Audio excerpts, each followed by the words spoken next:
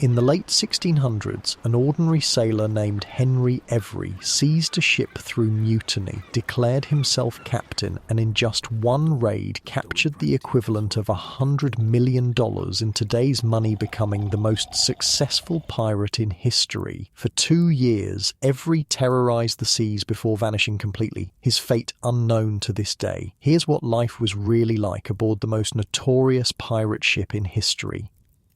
Hey, quick thing before we start. If these stories help you fall asleep, hit like or subscribe. Drop a comment with your city. I'm always curious if you're listening from New York, Texas, California, wherever. Wild to think we're all across different time zones doing the same thing. All right, let's head back to the 1690s. Trust me, it's going to be quite a ride. But first, get comfortable. Seriously, adjust those pillows, pull up that blanket, because where we're going, you're going to want to be cozy. You wake with a start. The wooden beams creak above your hammock as the ship rolls sickeningly to port. Your back aches from weeks of sleeping on rough canvas, and the familiar stench hits you immediately. Unwashed bodies, stale rum, salt-soaked wood, and something worse. The sulphurous smell of gunpowder lingering from yesterday's cannon practice. Unlike your soft bed now, this hammock swings with every motion of the ship. You've learned to sleep with it, this constant rocking that never stops. Not ever. 6 months at anchor has at least given you sea legs, but that's about the only mercy you've had. Up, you worthless dogs. The boatswain's voice cuts through the dim light of dawn, filtering through the hatch. All around you, men groan, curse, and reluctantly slide from their hammocks. They're a rough bunch, scarred, weathered, and desperate. Just like you, their beards are matted with salt, their clothes stiff with it. Nobody's bathed in weeks. You don't even notice the smell anymore, which is probably worse than the smell itself. Wait, what's happening? You hear someone mutter. We moving? Ship's not supposed to leave yet. The deck above vibrates with footsteps. That's odd. No one's supposed to be manning the sails. The ship, the Charles II, has been stuck in this Spanish port for half a year, while the captain, a man named Gibson, waits for paperwork. 6 months of watching the crew's meagre wages dwindle to nothing. 6 months of empty promises. Something's going on, says the man beside you. That's not normal. You can feel it too. The different motion of a ship underway rather than at anchor. The gentle sway has been replaced by purpose, by forward momentum. The Charles II is moving. The hatch above slams open, flooding the cramped quarters with morning light. A face appears, backlit and fierce. All hands on deck now. That's Joseph Dawson, the quartermaster. He's not one for theatrics, which means this is serious. You grab your worn leather vest and scramble for the ladder. On deck, chaos. Men rushing to stations they haven't manned in months. And there, by the helm, stands First Mate Henry Every. Not Captain Gibson. Every. He's not what you'd expect of a pirate, if that's what he now is. Average height, a bit on the heavy side, with what sailors call a jolly complexion. He's about 40, with sharp eyes that miss nothing. He's standing tall, giving orders like he's been captain all his life. "Where's Gibson?" someone shouts. "Captain's indisposed," Every replies with a tight smile.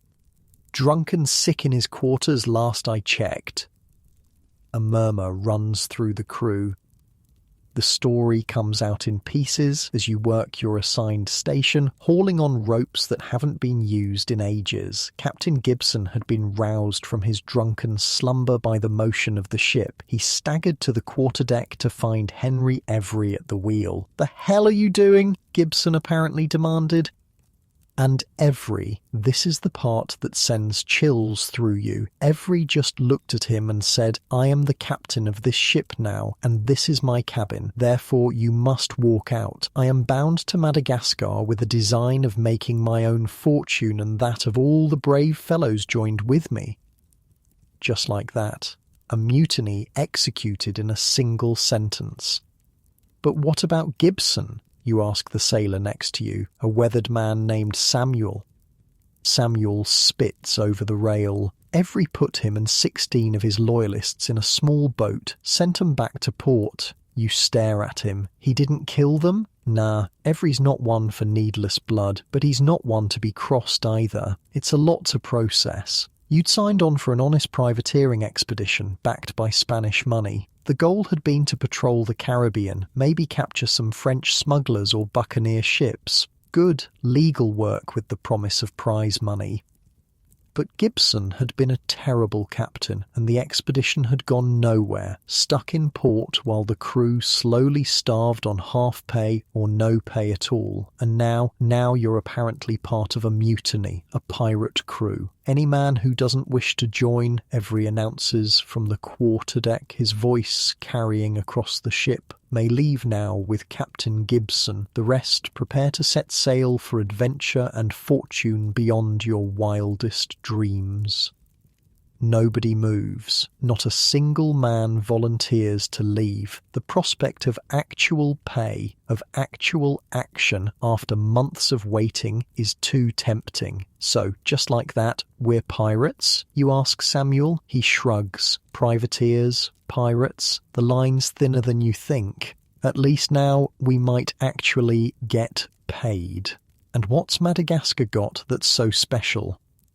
Samuel's smile is gap-toothed and knowing. That, my friend, is where the pirates go to build their legends. A fellow Englishman named Thomas Tew already ventured there, built himself a right reputation plundering treasures in the Indian Ocean. They say Madagascar is where ordinary men like us can seize fortunes with sword and pistol. That night, as the newly christened pirate ship, now called the Fancy, cuts through the waves, Every calls all 80 men to the main deck. The air is cool, stars brilliant above, the lanterns casting long shadows across weathered faces. Men, Every begins, honest sailing has promised you long, oppressive voyages for paltry food and meagre wages. I promise you something different. You can feel the energy in the crowd, the collective leaning in. Under my command, we'll live by the pirate code. Our loot will be divided clearly and fairly. No man will go without his share. His eyes sweep across the assembled crew. Unjust captains can be voted out. My own power is checked by our quartermaster, Joseph Dawson. He gestures to Dawson, who nods grimly. Today marks the beginning of our freedom, our fortune, and our legend.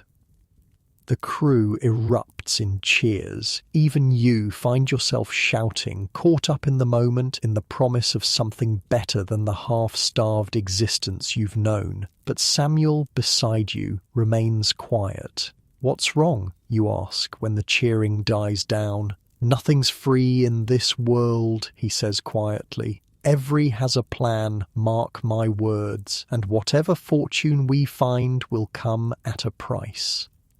You want to ask what he means, but the crew disperses, men heading to their stations with a new energy, a new purpose. Over the next days, you learn the rhythms of life aboard a pirate vessel. It's not that different from a naval or merchant ship, except for one crucial detail. There's no flogging, no harsh punishments for minor infractions. Every runs a disciplined ship, but he's not cruel. Men are assigned duties based on their skills, not forced into roles they can't handle. The food is still terrible. Salt beef and hardtack, occasionally supplemented with fish caught from the rails. Water turns foul within weeks, taking on a greenish tinge and a smell that makes your stomach turn. Rum becomes the drink of choice, not just for pleasure but for survival. First stop, the Cape Verde Islands, Samuel tells you one morning as you're checking the rigging together. We need provisions if we're going to make it to Madagascar.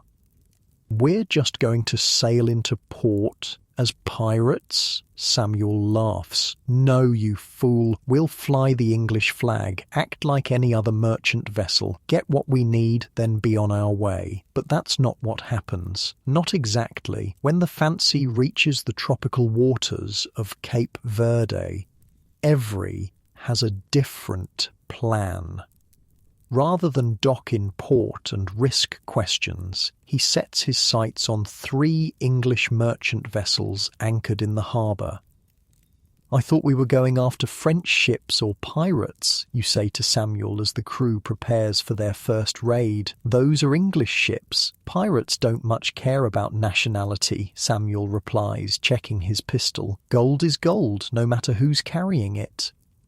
The raid goes surprisingly smoothly. The merchant crews, surprised and outgunned, surrender without much of a fight. Every doesn't allow unnecessary violence. Another surprise. The pirates take salt beef, fish and other provisions. Every even makes an offer to the impoverished merchant crews. Join him and share in the fortunes to come. 9 sailors accept on the spot. The rest are left with their ships intact, minus some cargo.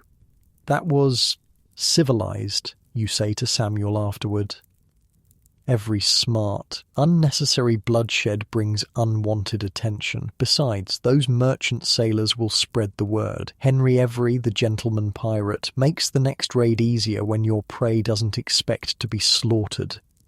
As the Fancy continues its journey, you begin to understand the pirate social structure. It's nothing like the rigid hierarchy of naval vessels. On a pirate ship, major decisions are voted on by the entire crew. The captain has absolute authority only in battle, when quick decisions mean the difference between life and death. Every explains the rules one evening as the crew gathers for the evening meal, such as it is, hardtack soaked in broth to make it chewable. "Each man signs the articles," he says, "and each man has equal say, share and share alike for provisions. When we take a prize, proper shares will be distributed." "What's the split?" someone calls out. "Captain and quartermaster each get 2 shares. Every answers. "Specialists, like the master, boatswain and gunner, receive a share and a half. Officers get a share and a quarter. All other crew receive 1 share. It's more equitable than any arrangement you've seen on merchant or naval vessels where common sailors might work for years without seeing significant pay. "And if we don't like how things are run?" another voice asks. "Then you call for a vote," Every replies simply. "No man is above the crew's judgment, not even me." There's murmuring at this. It's a revolutionary concept in an age where captains rule their vessels like gods. Days turn to weeks as the Fancy cruises into the turquoise waters of West Africa. One morning, Every calls you and several others to the quarterdeck. His face is serious, his eyes hard. "We're approaching what sailors call the Slave Coast," he says without preamble. "I know these waters well." You didn't know much about Every before the mutiny, but bits of information have filtered through the crew. After a stint in the Royal Navy, he made his living here, on this coast, purchasing people from African chiefs and often stealing those same slave traders as well. "Some of you may have moral objections to what happens here," Every continues. "Save them. We need supplies, and this coast offers opportunities." "What kind of opportunities?" you ask, unable to help yourself. Every's gaze is cold. "Profitable ones." Later, Samuel fills in the blanks as you work together repairing a sail. "Every was a slaver before this," he says quietly, making sure no one else can hear. Men and women begged for mercy as he shackled them below deck to starve and wallow in their own waste. Months later, he'd haul out the survivors to be sold on plantations in the West Indies. Your stomach turns. "And now?" Samuel shrugs. "Now he's a pirate captain, but old habits die hard." The next day, the Fancy approaches a verdant harbour on the Guinea coast. Every raises the English flag, a signal of peaceful trading intentions. Soon, a group of local villagers paddle out in canoes, bringing goods to trade. What happens next will haunt you. The moment the villagers are aboard, Every gives a signal. The pirates reveal hidden weapons. The villagers are robbed of their gold, placed in chains, and taken below deck, new cargo to be sold at the next profitable port. "This isn't right," you say to Samuel that night, your voice barely a whisper. "This isn't what I signed on for." "You signed on when you stayed aboard during a mutiny," Samuel reminds you. "But I understand. Not every man has the stomach for slaving, do you?" Samuel is quiet for a long time. "I've done worse to survive," he finally says. "But no, I don't particularly like it." The mood on the ship darkens after that. The human cargo below decks creates a tangible weight, a moral burden that affects even the most hardened sailors. Every seems to sense it. Perhaps that's why, when the coast of Africa falls behind, he orders a change in the ship's very structure. "We're removing the extraneous decks," he announces. "The Fancy will become the fastest vessel on the Atlantic." The crew sets to work, dismantling the extra decks that once held human cargo. Without these decks, the ship becomes lighter, more nimble. Days of hard labour transform the Fancy into a sleek predator built for speed and manoeuvrability, and not a moment too soon. 2 weeks after leaving the African coast, the lookout spots sails on the horizon. 2 Danish privateering ships, heavily armed and loaded with cargo. Battle stations, Every roars, and the ship erupts into activity. This is the moment of truth. The Fancy may be fast, but she's about to face her first real test against armed opponents, not just merchant vessels. Every's face is alive with anticipation as he gives orders from the quarterdeck. This is what he was born for. The chase, the fight, the conquest. The Fancy surges forward, her newfound speed closing the gap between predator and prey. As you help prepare the cannons, Samuel appears beside you, his expression grim. "Ready for your first real pirate battle?" "You're not really, but you nod anyway." The Fancy draws alongside the first Danish ship, and Every gives the order to fire. The cannons roar to life, belching flame and iron. The violent torrent of cannon fire tears into the Danish vessel's hull and rigging. To your surprise, the Danes quickly surrender, raising a white flag rather than risk further damage. "Smart move," Samuel mutters. "If they'd fought, Every would have shown no mercy." The second Danish ship, seeing its companions surrender, follows suit without firing a shot. The boarding party, led by Every himself, returns with amazing treasures: 40 pounds of gold, chests of fine fabrics, ivory, guns, and 50 large casks of brandy. Best of all, at least from the crew's perspective, 17 Danish privateers decide to join Every's crew rather than face an uncertain fate. That night, the expanded crew celebrates with captured brandy. The mood is jubilant, the earlier moral qualms about slaving temporarily forgotten in the glow of victory and alcohol. "This is just the beginning," Samuel tells you, raising his cup in a toast. "Every's got bigger plans? Much bigger." You want to ask what those plans might be, but you're interrupted by a commotion near the main mast. 2 sailors, deep in their cups, have drawn knives over some perceived slight.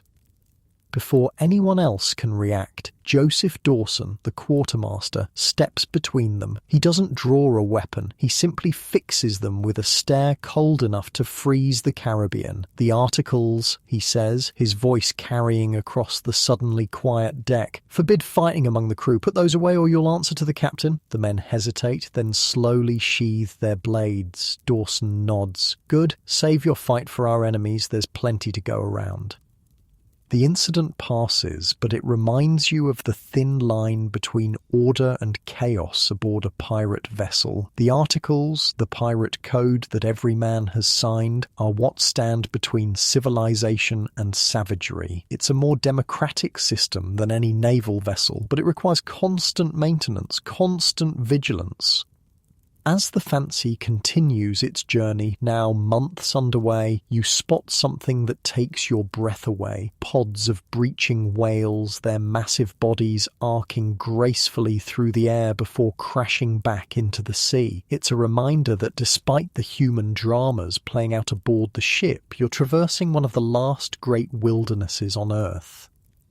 The ship rounds the Cape of Good Hope, leaving the Atlantic for the Indian Ocean. Cool winds carry the Fancy forward, and at long last the crew spots a distant, friendly harbour on the horizon. Madagascar, Samuel says, pointing to the lush green shores coming into view. Home of seafaring colonies of thieves and killers, pirate dens.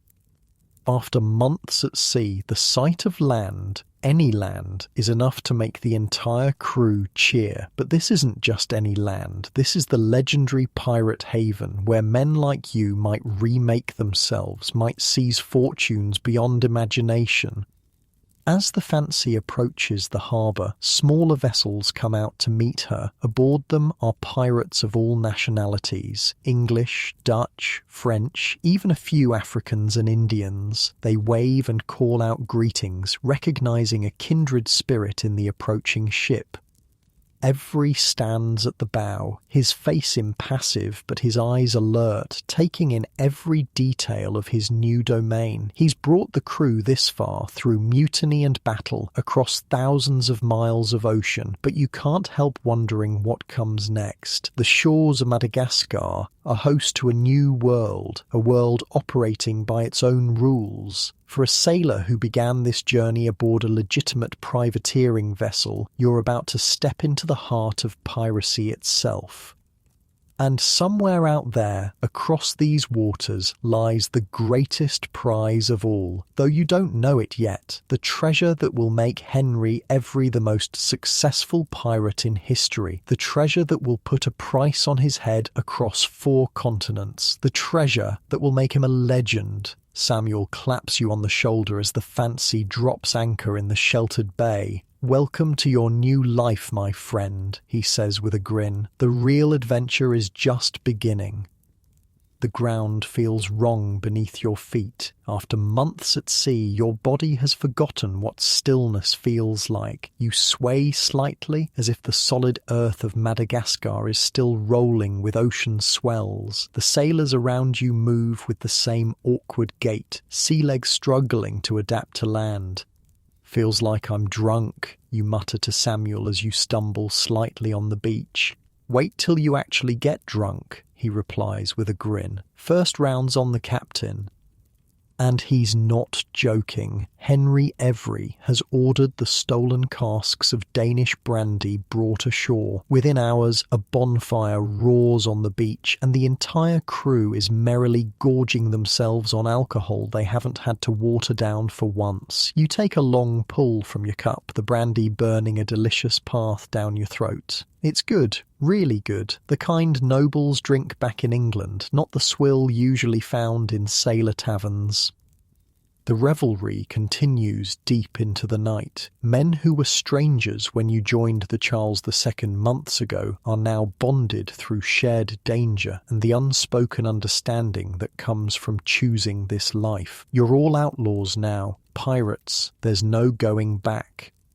Through the firelight and drunken haze, you spot Captain Every sitting apart from the main group, deep in conversation with several men you don't recognise. Their clothes mark them as fellow captains, the telltale signs of wealth that successful piracy brings.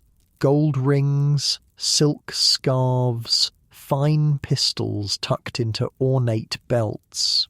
"Who's Every talking to?" you ask Samuel, nodding toward the group. Samuel squints through the darkness. Other captains, Madagascar has dozens of pirate crews using it as a base. Every's making connections. Smart man. Why's that smart? Samuel looks at you like you're simple, because one ship alone is vulnerable. But a network of pirates sharing information, resources, that's power, that's survival. You watch as Every laughs at something one of the captains says. He seems different on land, more relaxed, more human. It's easy to forget he was a slaver, that he still is in some ways. Easy to forget the villagers chained below decks during your voyage here, sold off to who knows where the moment you made port. The night wears on. Men pass out on the sand or stumble back toward the ship. You're about to do the same when Samuel grabs your arm. "Come on," he says, his words slightly slurred. "I want to show you something." He leads you away from the beach, up a winding path that cuts through dense vegetation. The jungle is alive with noise, chirping insects, distant animal calls, the rustle of things moving in the darkness. The clicking sound of unseen creatures follows your every step. "Where are we going?" you ask, suddenly aware of how vulnerable you are, drunk and unarmed in unfamiliar territory. "Pirate Town," Samuel replies. "The real Madagascar." The path opens up to reveal a settlement unlike anything you've seen before. It's a strange hybrid of European architecture and native construction. Wooden buildings with thatched roofs, lanterns hanging from posts, and in the centre an open-air market still operating despite the late hour. Men of all colours and nationalities haggle over goods. You spot English, Dutch, French pirates mingling with local Malagasy people. There are even a few Indians and Arabs in the mix. Women too, not just locals, but European women who've somehow found their way to this remote pirate den. "Didn't expect to see women here," you remark. Samuel chuckles. Some are wives or companions. Others run businesses, taverns, boarding houses. Madagascar's one of the few places where people can remake themselves, regardless of where they came from. You pass a group of pirates engaged in a heated negotiation with several Malagasy men. One of the locals holds up what appears to be a cow horn, while the pirates offer what looks like gunpowder. "What's happening there?" you ask. "Trading," Samuel explains. "The locals trade cattle for guns. Been happening for years. The Malagasy get weapons to fight their tribal wars, and we get fresh meat. Seems civilized. Don't let it fool you. There's still plenty of danger. Different pirate crews sometimes clash. Local tribes raid each other, and then there's the biggest threat of all." "Which is?" Samuel's face darkens. "England's East India Company." The name sends a chill through you despite the tropical heat. Even as a regular sailor, you've heard stories about the company. What began as a simple trading enterprise has grown into something more akin to a nation-state with its own army and navy. Their ships patrol these waters, Samuel continues. Every year they carry fortunes back to England. Tea, textiles, spices from Indonesia, China, Persia, and the Mughal Empire in India. You're about to ask more when a commotion erupts from a nearby tavern. Two men burst through the door, locked in combat. One wields a broken bottle, the other a wicked-looking knife. Both are clearly drunk, their movements sloppy but dangerous. The crowd around them doesn't intervene. Instead, they form a circle, some placing bets on the outcome. "Shouldn't someone stop them?" you ask. Samuel shrugs. "Not our crew, not our problem. That's the pirate way." The fight ends abruptly when the man with the knife slips in the mud and falls. His opponent pounces, pressing the broken bottle against his throat. For a tense moment you think you're about to witness a murder, but instead the victor demands the loser's purse, takes it, and staggers away, leaving his opponent humiliated but alive. "See?" Samuel says. "Most pirates would rather take your money than your life. Dead men can't pay debts." The next morning arrives with the special agony only a brandy hangover can deliver. Your head throbs in time with your heartbeat as you make your way back to the fancy. Most of the crew is in similar shape, moving slowly, speaking little. Every, however, seems fresh and alert as he calls the crew to assemble on deck. Some men are missing, likely still ashore or passed out somewhere in the settlement. "While you were all drinking yourselves stupid," Every begins without preamble, "I was gathering information." The crew shifts uneasily. No one likes to be reminded of their excesses in the harsh light of morning. "The East India Company has 3 ships patrolling these waters." He continues, "They've already spotted the Fancy and given chase, but they've reported that she sails so hard now that she fears not who follows her." A murmur of pride ripples through the crew. Their work removing the extra decks has paid off, turning the Fancy into a vessel that can outrun even the company's warships. "But speed alone won't make us rich," Every says. "I've learned of an opportunity, a big one." Now he has everyone's attention, hangovers momentarily forgotten. From the mouth of the Red Sea, a pilgrim fleet will soon return from Mecca, ships laden with treasures and concubines from the Islamic world, bound for India. You glance at Samuel, who nods slightly. This is significant. The largest and most prized vessel in this convoy, Every continues, belongs to the Mughal emperor himself, Aurangzeb. It's called the Ganji Sawai, the exceeding treasure. The name alone sends a ripple of excitement through the crew. Every lets it build before continuing. "Gentlemen, the elegant ruling classes of India adorn themselves with gemstones and gold. This ship will be carrying more wealth than most of you can imagine, enough to make each man here richer than he ever dreamed possible. You can feel it, the shift in energy, the collective hunger that sweeps through the assembled pirates. Even the most hungover men stand straighter now. We set sail in 3 days, Every announces. Prepare the ship, mend the sails, check the cannons. This is our moment. As the crew disperses, buzzing with excitement, you turn to Samuel. Can we really take on a Mughal treasure ship? Won't it be heavily guarded? Samuel's face is serious. Aye, it will. But Every's not stupid. He wouldn't suggest this if he didn't think we could succeed. Over the next few days, the Fancy undergoes a transformation. The crew works with newfound purpose, repairing damage from the long journey, reinforcing weakened timbers, patching sails, and meticulously checking each cannon. You're assigned to work with the gunner, a scarred veteran named Harris, who treats the ship's cannons like beloved children.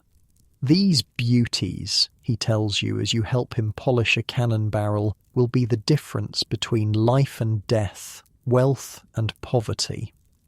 "How many do we have?" you ask. 46 guns, Harris replies with pride. "More than enough to deal with merchant vessels, even armed ones. You're not entirely convinced, but keep your doubts to yourself." During these preparations, the crew continues to explore the island. Some men venture into the clicking jungles where they encounter Malagasy natives who regard the pirates with cautious curiosity. You're part of a small group that travels inland one day, ostensibly to hunt for fresh meat, but really to escape the constant work aboard ship. The jungle is unlike anything you've experienced. Dense, humid, alive with sounds and smells that have no equivalent in England. Your group stumbles upon a Malagasy village where, after some initially tense moments, the locals welcome you. Through a mixture of broken English, gestures and improvised sign language, you establish a primitive form of communication. The village chief, a dignified man with intricate scars decorating his arms, seems particularly interested in your weapons. He points to your pistol, then mimics shooting. "I think he wants to trade," says one of your companions, a former merchant sailor named Roberts. "For what?" you ask. The answer comes when the chief gestures to a pen containing several cattle. The message is clear: guns for beef. Roberts considers this, then nods. Tell Every. This could be useful. Fresh meat before a long voyage is worth its weight in gold. When you return to the Fancy and report the encounter, Every immediately grasps the opportunity. The next day, he personally leads a delegation back to the village, bringing several old muskets and powder. He returns with 5 cattle, which are promptly slaughtered and prepared for the journey ahead. Smart move, Samuel comments as you both watch the meat being salted and stored. Meat will keep us strong. We'll need our strength for what's coming. The morning of departure arrives with perfect sailing conditions, clear skies and a steady wind. The crew, now rested and provisioned, works with practiced efficiency to prepare the Fancy for sea. As the anchor comes up and the sails unfurl to catch the wind, you feel a strange mixture of excitement and dread. Madagascar, for all its wildness, had begun to feel like a haven. Ahead lies uncertainty, danger, and possibly unimaginable wealth. Every stands at the helm, his face set with determination as the Fancy glides out of the harbour. Other pirate vessels dip their flags in salute as you pass, a sign of respect for a captain who's quickly building a fearsome reputation. Once clear of the bay, Every sets a course northwest toward the Horn of Africa. The crew falls into the familiar rhythm of life at sea. Watches change, meals are served, maintenance continues. But there's a different energy now, a sense of purpose that wasn't present during the journey from Europe. "What do you know about this Mughal emperor?" you ask Samuel one evening as you both lean against the rail, watching the sunset paint the waves in gold and crimson. "Aurangzeb?" Samuel shakes his head. "Only that he's fabulously wealthy and powerful. They say his empire is larger than all of Europe combined. And we're going to steal from him? Doesn't sound wise." Samuel turns to look at you, his face serious in the fading light. "Nothing about this life is wise, lad, but that's why the rewards are so great. The greater the risk, the greater the prize."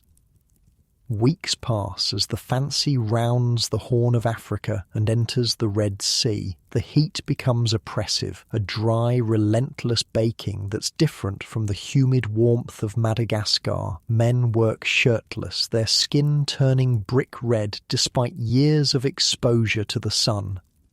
Every orders gun drills daily now. Under Harris's watchful eye, the gun crews practice loading, aiming, and firing with increasingly impressive speed. Without actual gunpowder, a precious resource saved for real battles, they go through the motions, developing the muscle memory that could mean the difference between victory and disaster. 7 volleys in 3 minutes, Harris announces proudly after one particularly successful drill. "Keep that up and nothing on these waters can stand against us." But the Mughal treasure fleet isn't the only concern. The waters around the Horn of Africa are patrolled not just by the East India Company, but by ships from various nations, all potential threats to a vessel flying no recognised flag.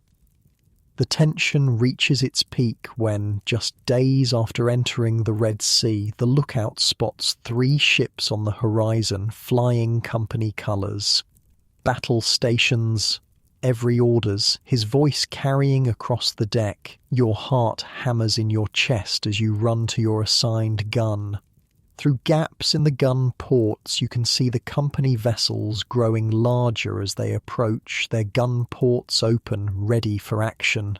"They're closing fast," Harris mutters beside you. "Steady now." But Every has other plans. Instead of turning to fight, he orders more sail. The Fancy leaps forward like a living thing, catching a favourable wind and pulling away from the pursuit. For hours, the chase continues. The company ships are well built and fast, but the Fancy, stripped down and sleek, gradually increases the distance between them. By nightfall, the pursuers are merely smudges on the horizon. By morning, they're gone entirely. See, Samuel says with a grin as you both watch the empty horizon behind you. Fastest ship on the ocean. Every maintains the punishing pace for days, driving the Fancy deeper into the Red Sea. The coastline to the west changes, becoming more barren, more alien. This is a part of the world few European sailors ever see. Finally, the ship reaches a volcanic island that Every identifies as Perim, positioned at a strategic choke point. Here, he announces, the Fancy will wait for the Mughal treasure fleet to pass. They must come this way, he explains to the assembled crew. The convoy will return from Mecca through these waters. We'll let them pass, then fall upon them from behind. It's a solid plan, but as the Fancy drops anchor in the lee of the island, you notice Samuel looking troubled. What's wrong? You ask as the two of you help secure the sails. Nothing, he says, then sighs. Just thinking about what's ahead. Taking merchant ships is one thing. Taking on a Mughal treasure fleet is something else entirely. Having second thoughts? Samuel laughs, but there's little humour in it. Too late for that, isn't it? We're all in this together now. The waiting begins. Days pass with little to do except maintain the ship and scan the horizon for sails. The volcanic island offers little diversion, just black rock and stunted vegetation baking under the merciless sun. Some men grow restless. Arguments break out over trivial matters. Every recognizing the danger of idle hands keeps the crew busy with endless drills and tasks. Then, a week into the wait, the lookout spots sails to the north, not the expected Mughal fleet, but something else. As the vessels draw closer, a shock runs through the crew. Pirates, 5 ships, approaching in loose formation. Are they friendly? You ask Samuel as Every orders the crew to battle readiness just in case. We'll find out soon enough. Every orders a flag raised, not the English colours used to fool merchant vessels, but a simple white flag, a request for parley.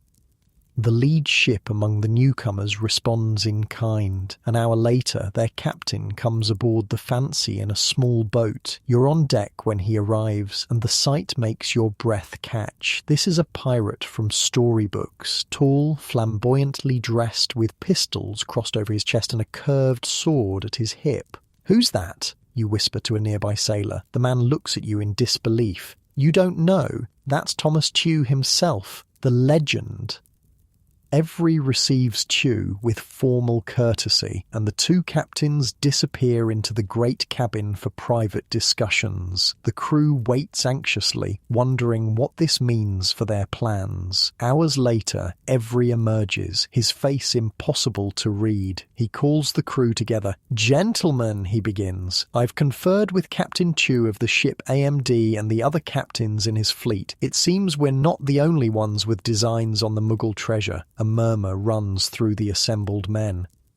"But rather than compete," Every continues, "we've agreed to join forces. Combined, we'll have 6 ships and over 400 men." The crew erupts in cheers. With numbers like that, the treasure fleet doesn't stand a chance. And, Every adds, once the noise dies down, "The other captains have agreed that I will serve as admiral of our combined fleet."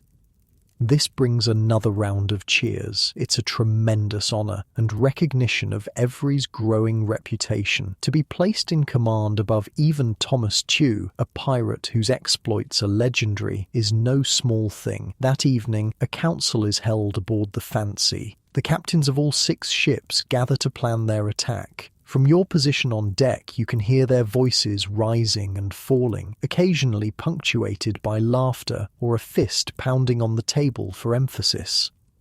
"This is big," Samuel says, joining you at the rail. "Bigger than anything I've seen in 15 years at sea." "Good big or bad big?" you ask. Samuel considers this. Hard to say. More ships means more firepower, but it also means more ways things can go wrong.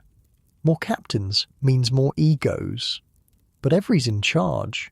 Aye, for now. Pirates are fickle creatures. Loyalty lasts only as long as the success does. The council concludes late in the night. The next morning, Every addresses the crew again. The plan is set, he announces. We form a blockade across the strait. When the Mughal fleet appears, we attack in coordinated waves. No ship escapes, no treasure is missed. It's a simple strategy, but effective. With 6 ships, they can cover the entire passable width of the strait. And when do we expect them? Someone calls out. Every smile is predatory.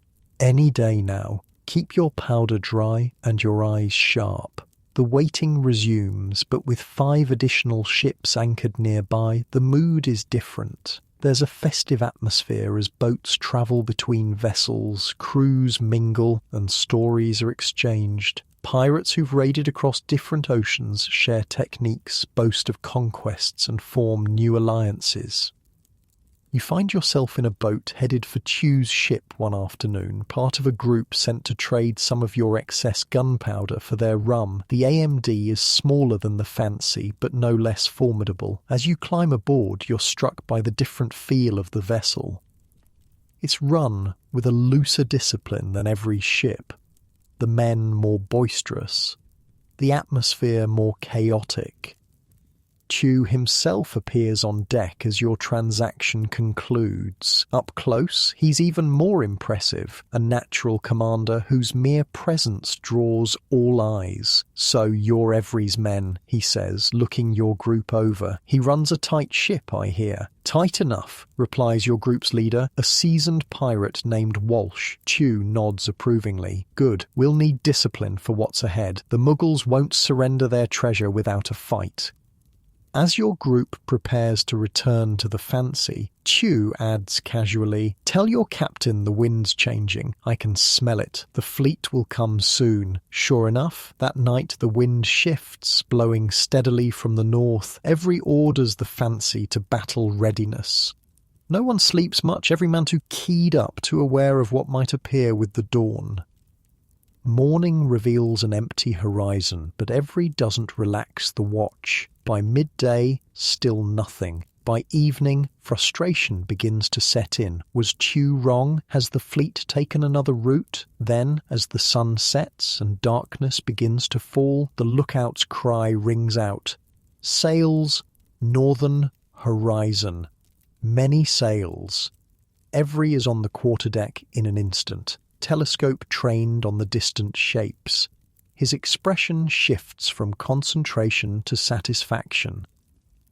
"Signal the fleet," he orders. "The Mughal convoy has arrived." The Fancy's lanterns flash messages to the other pirate ships. In response, dim lights flicker across the water as the pirates prepare to spring their trap. But as full darkness descends, something unexpected happens. The lights of the Mughal fleet, which had been growing closer, begin to fade. They're changing course, using the cover of night to slip past the pirate blockade. Damnation, Every curses. They've spotted us. Orders fly across the deck. Anchors are raised, sails unfurled. The pirates give chase, but in the darkness, with an enemy executing evasive maneuvers, it's nearly impossible to maintain contact. By dawn, the bulk of the Mughal convoy has vanished, escaping into the open ocean. But not all of them. The lookout spots 2 stragglers, massive ships that have fallen behind the main fleet. The Fat Muhammad and the Ganji Sawai, Every announces after studying them through his telescope. The escort and the treasure ship itself, they haven't escaped yet. A new chase begins. The pirate fleet, led by the Fancy, surges in pursuit of the 2 Mughal vessels. The sun climbs higher, beating down on men already exhausted from a sleepless night.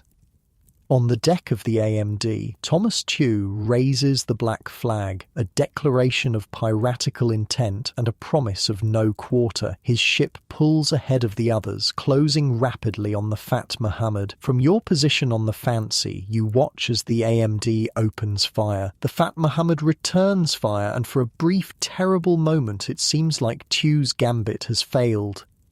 Then tragedy strikes. A cannonball from the Mughal ship tears across Chew's abdomen. Even from a distance you can see the horrific wound. See Chew's innards spill into his own hands as he collapses to the deck. My God, you whisper, bile rising in your throat.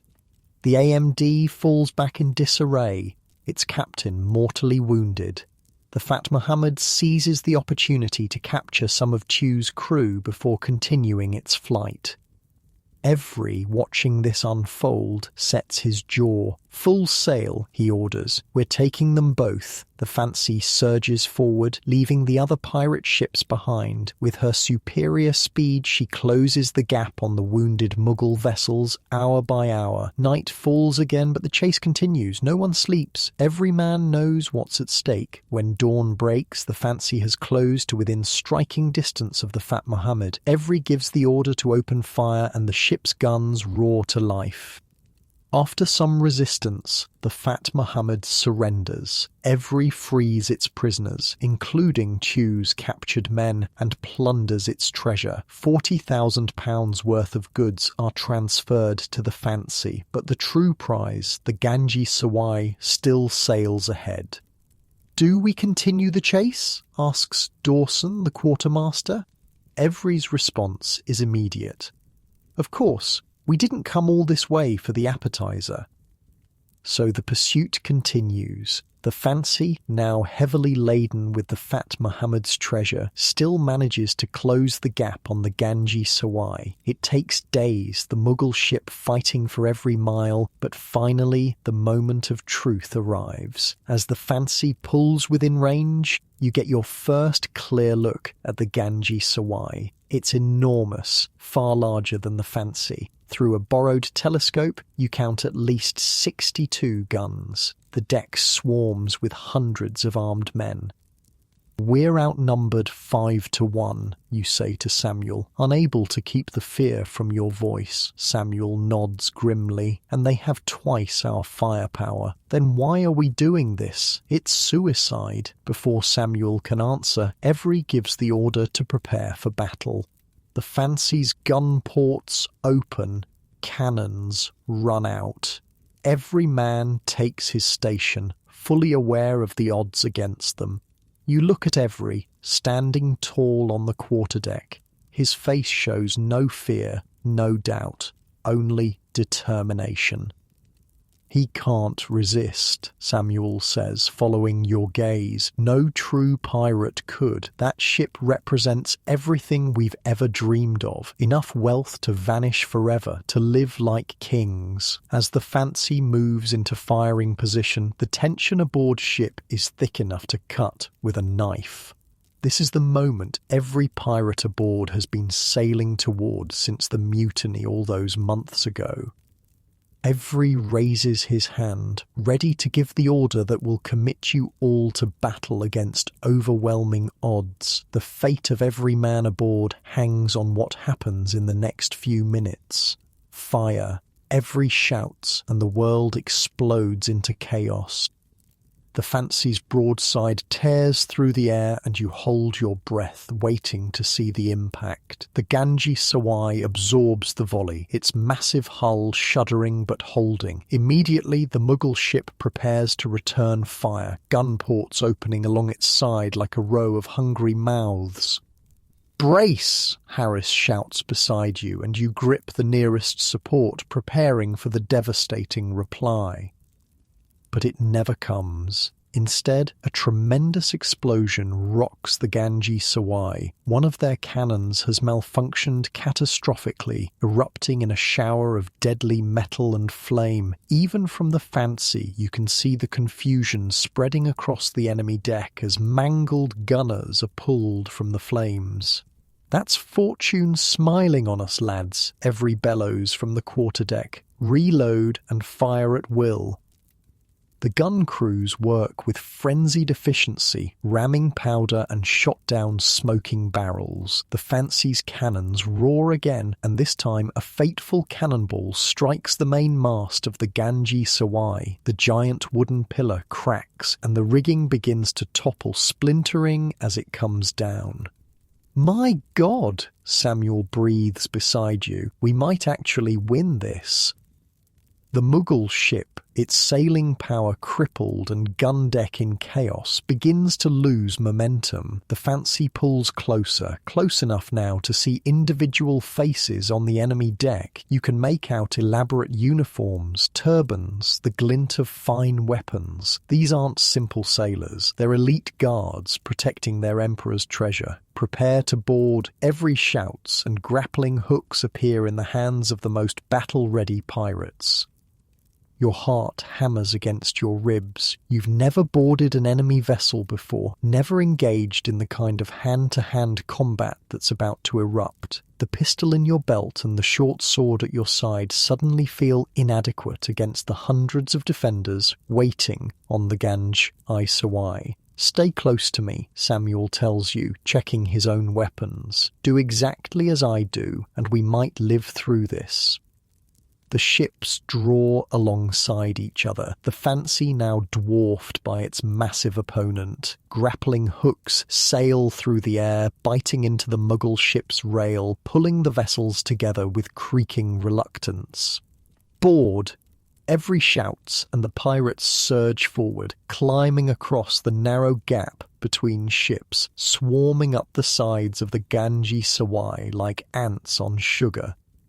You follow Samuel, scrambling over the rail and landing on the enemy deck in a crouch. Immediately, the world dissolves into chaos. The air fills with desperate shouts in unfamiliar languages, the sharp crack of pistols, the clash of steel on steel. Through plumes of gunsmoke, you see your fellow pirates charging through the Mughal defenders. Despite being outnumbered, the pirates fight with the ferocity of men who know defeat means death. Every himself is in the thick of it, pistol in one hand, sword in the other, cutting a path toward the captain's quarters. A defender rushes at you, curved sword raised high. Time seems to slow. You've never killed a man before, never really thought about what it would mean to do so, but your body reacts before your mind can catch up. You sidestep, bringing your own blade up in a desperate parry. The clash sends shockwaves up your arm. Samuel appears beside you, driving his sword into your attacker's side. The man falls with a cry that will haunt your dreams for years to come. "Keep moving," Samuel shouts, already engaging another defender. Standing still gets you killed. The battle rages for what feels like hours. The Mughal defenders fight bravely at first, but as more pirates swarm aboard from the Fancy and the other pirate ships that have finally caught up, their resistance begins to crumble.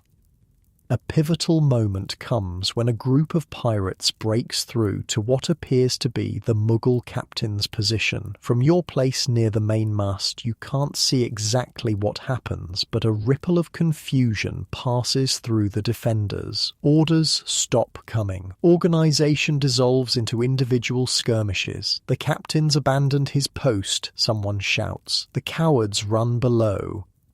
Whether true or not, the effect is immediate. The Mughal defenders, already reeling from the loss of their mainmast and the explosion on their gun deck, begin to falter. Some throw down their weapons, others retreat to defensive positions around hatches and doorways.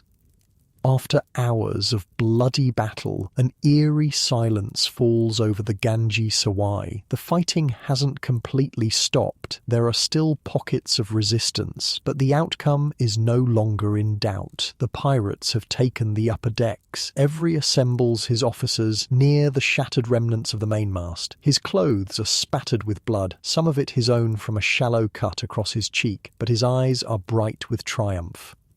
"Secure the prisoners," he orders, "then find the treasure. Every inch of this ship is to be searched. These Mughals are clever. They'll have hidden the best pieces." You find yourself assigned to a search party led by Dawson, the quartermaster. As you descend below decks, the true horror of the battle becomes apparent. Bodies litter the passageways. Defenders mostly, but some pirates too. The air is thick with the metallic scent of blood and the acrid smell of gunpowder. The lower decks of the Ganji Sawai reveal the ship's dual purpose, part war vessel, part luxury transport. You pass cabins fitted with silk hangings and ornate furniture, now shattered and blood-stained. In one room, a golden hookah pipe lies overturned, still releasing wisps of fragrant smoke. "This isn't what we're looking for," Dawson growls, pushing deeper into the ship. Your group reaches a heavy door with elaborate lock mechanisms. Two pirates step forward with axes, breaking through the wood with practiced efficiency. Inside is a sight that steals your breath. Chests and crates stacked floor to ceiling. Dawson pries open the nearest chest, and the room fills with a golden glow. Inside, coins and jewellery glitter in the lantern light, each piece worth more than most sailors would see in a lifetime. "By all that's holy," someone whispers. Dawson's face splits in a grim smile. "And this is just the beginning, lads." As word spreads, more pirates converge on the treasure hold. Chests are broken open, their contents catalogued with surprising discipline. Every appears, his expression carefully neutral as he surveys the growing pile of wealth. "No man takes so much as a coin until all is counted and divided," he declares. "Anyone caught stealing will answer to me personally."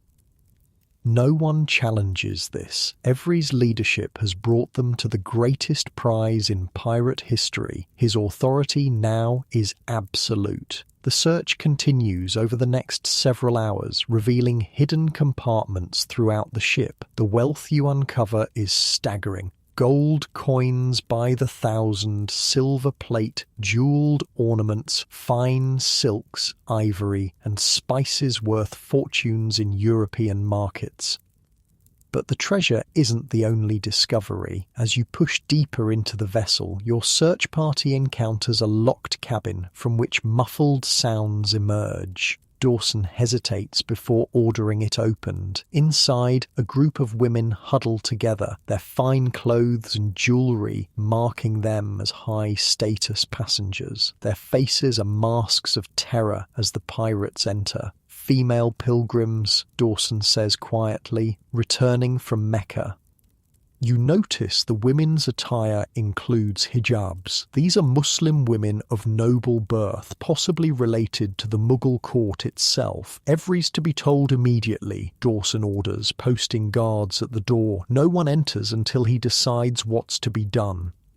As you return to the main deck to report the discovery, you pass other groups of pirates leading captured sailors to central collection points. Some pirates are already employing brutal methods to extract information about additional treasure, burning captives with slow matches, applying thumbscrews, or simply beating them until they talk. You try not to look, try not to hear the screams, but they follow you up to the deck where the evening sun casts long shadows across the blood-stained planks. Every receives the news about the female pilgrims with an unreadable expression. He disappears below decks for nearly an hour before returning. "They're not to be harmed," is all he says on the matter, but you notice he doesn't meet anyone's eyes when he says it. Night falls on the captured Ganji Sawai. Lanterns and torches cast wavering light across the scene as pirates continue the methodical process of transferring treasure to the Fancy and the other pirate vessels that have now caught up. The work is exhausting but exhilarating. Every chest, every bag contains wealth beyond imagination. You're helping load a crate of silver onto a boat for transfer when you notice Samuel standing at the rail, staring out at the black ocean. "We did it," you say, joining him. "We actually did it." Samuel doesn't immediately respond. When he does, his voice is unnaturally flat. We did. What's wrong? We're rich. Richer than we ever dreamed possible." Samuel turns to look at you, his face half illuminated by a nearby torch. "You ever wonder about the cost? Not in blood. That's the price of our trade. But the other cost." You don't understand, and your confusion must show. The things happening below decks right now, Samuel continues, the things every's turning a blind eye to, that's the real price we're paying. Before you can ask what he means, a commotion erupts nearby. Two pirates are arguing over a jeweled dagger, each claiming it as personal loot rather than part of the communal treasure. Dawson appears as if from nowhere, separating the men with practiced authority. Enough all valuable items go into the common stock for fair division. You know the articles. The men grumble, but surrender the dagger. Dawson's role as quartermaster includes maintaining discipline and ensuring fair treatment of the crew, particularly important now, with temptation all around. The work continues through the night and into the next day. By midday, it becomes clear that the Fancy alone cannot carry all the plundered wealth. Every orders some of the treasure distributed to the other pirate ships, but keeps the lion's share for his own crew. On the third day after the capture, Every makes a fateful decision. With the treasure secured and the Ganji Sawai stripped of everything valuable, he orders the prisoners released and the Mughal ships set adrift. "We're not taking prisoners," you ask Samuel as you watch the battered vessel slowly recede into the distance. "Too many mouths to feed, too many potential mutineers," Samuel replies. "Better for us if they make it back to port and spread the word of what happened here." "Won't that bring the Mughal navy down on us?" Samuel's laugh is hollow. By the time they organise a response, we'll be halfway around the world. Besides, what navy can hunt a ship that flies no flag, that calls no nation home? He's right, you realise. The pirate's greatest advantage is mobility, the ability to strike and vanish, to be nowhere and everywhere. Later that day, Every assembles the crew on the deck of the Fancy, now riding low in the water from the weight of its plundered cargo. "Gentlemen," he begins, "what we have accomplished here will be remembered for generations. The Ganji Sawai carried perhaps the most valuable treasure ever stolen by pirates. Each of you has earned your place in history." A cheer goes up, quickly silenced by Every's raised hand. According to our articles, the treasure will be divided as follows. As captain, I take 2 shares. Quartermaster Dawson also receives 2 shares. Our specialists, the master, boatswain, and gunner, each receive a share and a half. Other officers get a share and a quarter. All remaining crew receive 1 equal share. There's murmuring at this. Even a single share will amount to more than a lifetime of honest sailors' wages. Division will begin tomorrow, Every continues. Until then, extra rum rations for all. This brings the loudest cheer yet. The crew disperses, buzzing with excitement, already planning how they'll spend their newfound wealth. You find yourself by the rail again, trying to comprehend how your life has changed. 6 months ago, you were an ordinary sailor on a legitimate privateering expedition.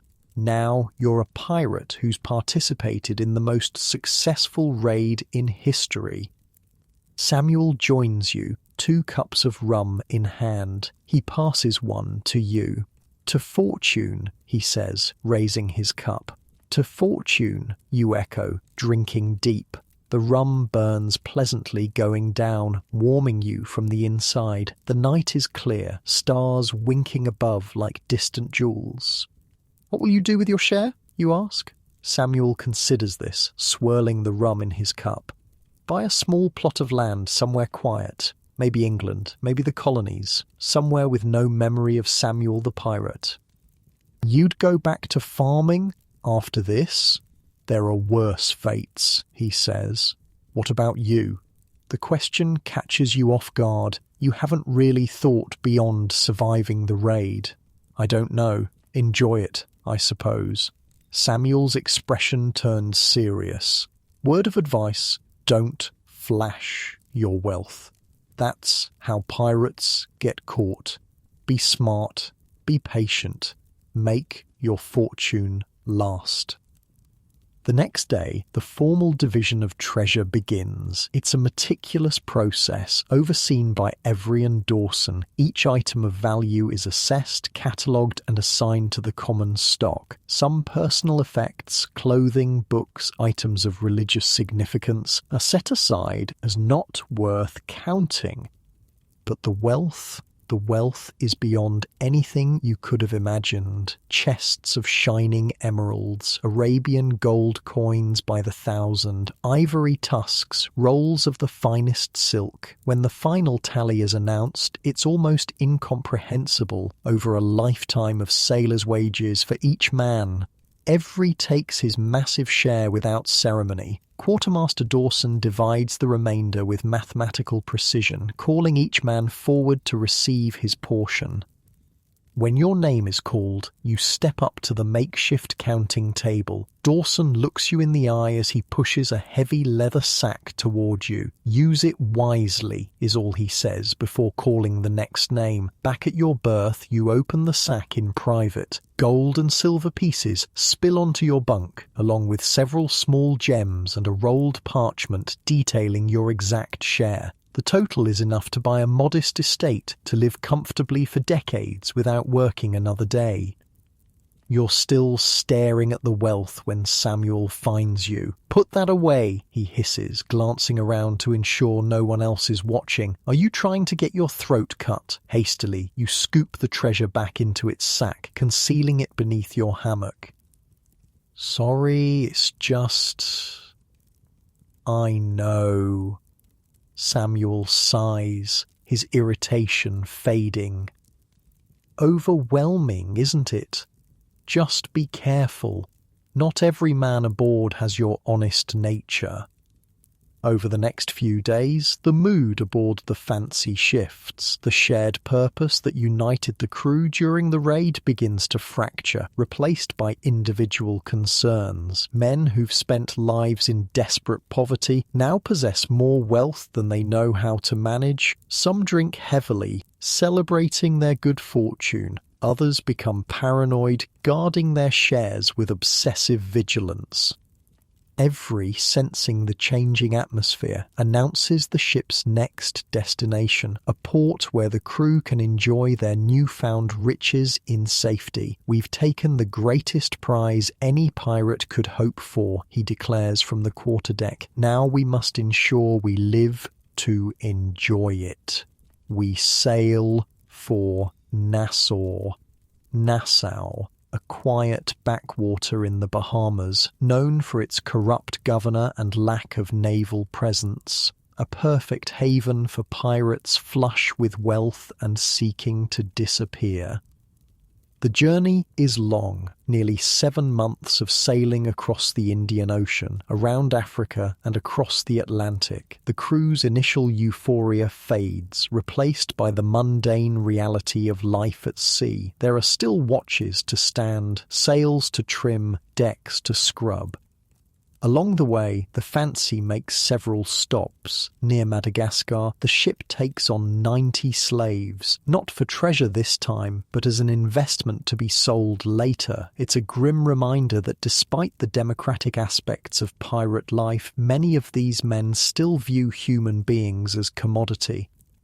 Later, the ship pauses to hunt sea turtles, providing a welcome change from the monotonous diet of salt meat and hardtack. The massive creatures are hauled aboard, kept alive until needed, then butchered for their meat and eggs. During these long months, you notice changes in Samuel. He grows quieter, more withdrawn. Sometimes you catch him staring at the horizon with an unreadable expression. "Are you unwell?" you ask him one evening as you both stand the night watch. "Oh no," he says after a long pause. "Just thinking about the future, about choices." "What choices?"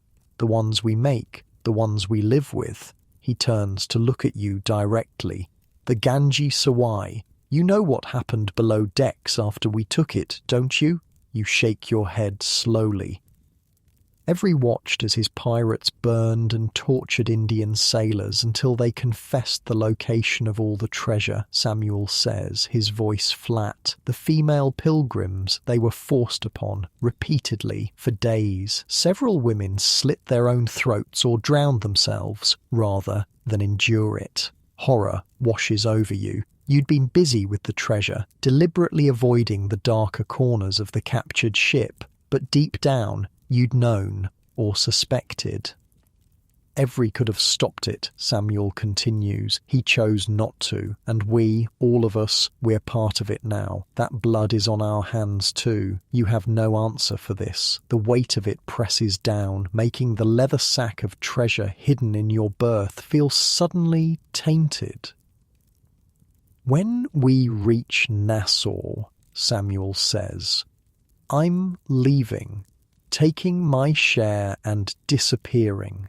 I suggest you do the same.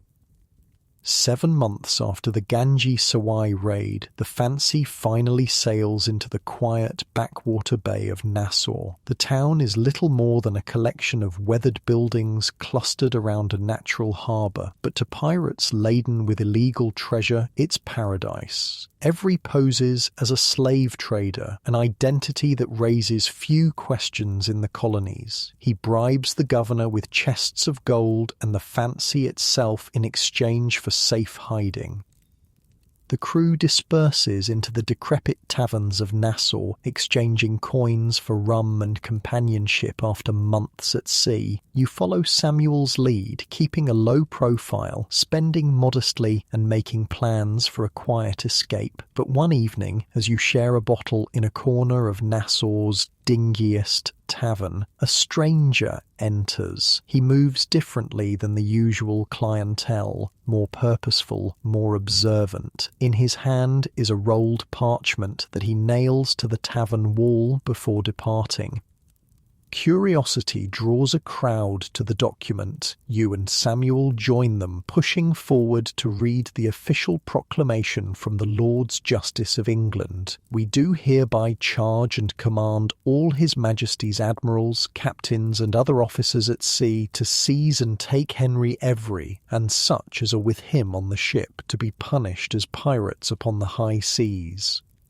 An enormous bounty has been set on Every's head. The pirate captain who successfully eluded the East India Company's ships is now the most wanted man in the world. It's starting, Samuel murmurs. Time to disappear.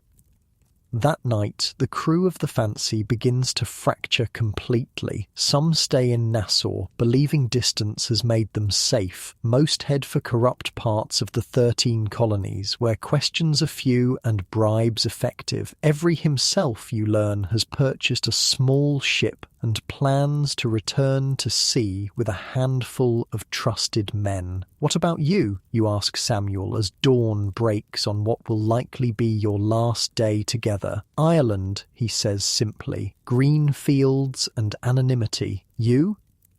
You haven't decided yet, torn between returning to England and the promise of the colonies, but there's something else bothering you, a question you need answered. Do you think it was worth it? Everything we did, the people who suffered, was it worth this? You gesture to the small chest, containing your share of the treasure. Samuel doesn't answer immediately. He stares out at the harbour, where the sun is just beginning to gild the water. Ask me in 20 years, he finally says. If I'm alive and free, maybe I'll have an answer then. Later that day, you say your goodbyes. Samuel boards a merchant vessel bound for Europe, his wealth concealed in nondescript baggage, his identity shed like an old coat. As for Captain Henry Every, his fate becomes a mystery that will baffle authorities for years to come. Some say he squandered his wealth, others claim he eloped with a Mughal princess. Still others insist he governs a free colony of pirates back on Madagascar. The truth, like the man himself, vanishes into the mists of history, taking the greatest pirate treasure ever stolen with him. You find yourself in a small tavern on the outskirts of Philadelphia, 3 months after parting ways with Samuel. Your gold is carefully hidden, some sewn into the lining of your clothes, the rest buried beneath the floorboards of the rented room above the tavern. You've been careful, spending only what's necessary, keeping your head down. The tavern door swings open, letting in a gust of autumn air and a merchant sailor whose face is vaguely familiar. You tense, hand instinctively moving toward the knife in your boot, but the sailor takes no notice of you, settling instead at the bar with his back turned.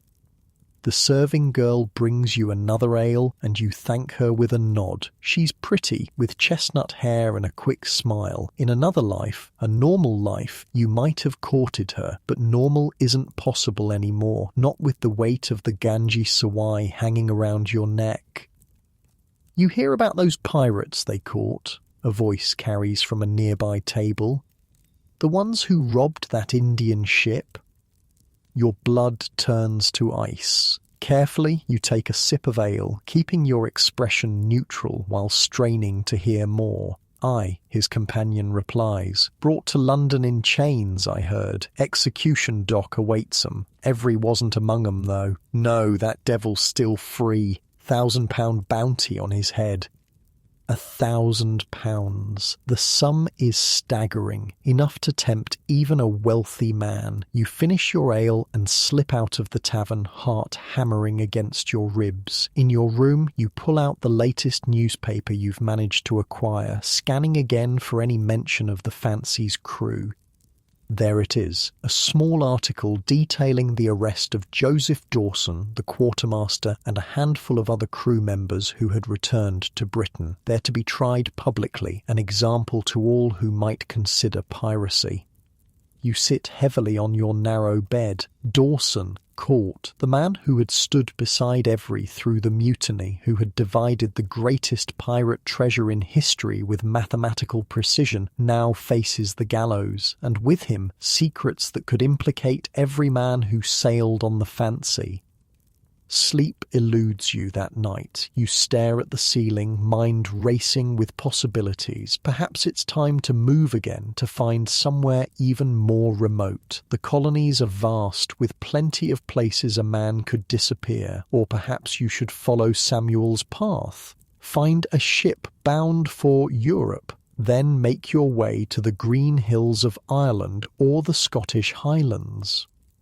The next morning brings news that settles the question. A broadsheet tacked to the tavern wall announces the execution date for the pirate Dawson and his villainous companions. The trial is already over. Swift justice for men who dared attack the Mughal Empire's prized ship. But it's not this news that chills you. It's the smaller notice beneath, detailing the diplomatic crisis that has erupted between England and the Mughal Empire. Emperor Aurangzeb, it seems, was not content to let the matter rest with the capture of a few pirates. Upon learning of the attack, the notice reads, the Mughal emperor sent his army to occupy 5 key ports for English trade in India: Bombay, Surat, Broach, Agra and Ahmedabad, effectively cutting off English trade until Henry Every is caught and executed for his crimes.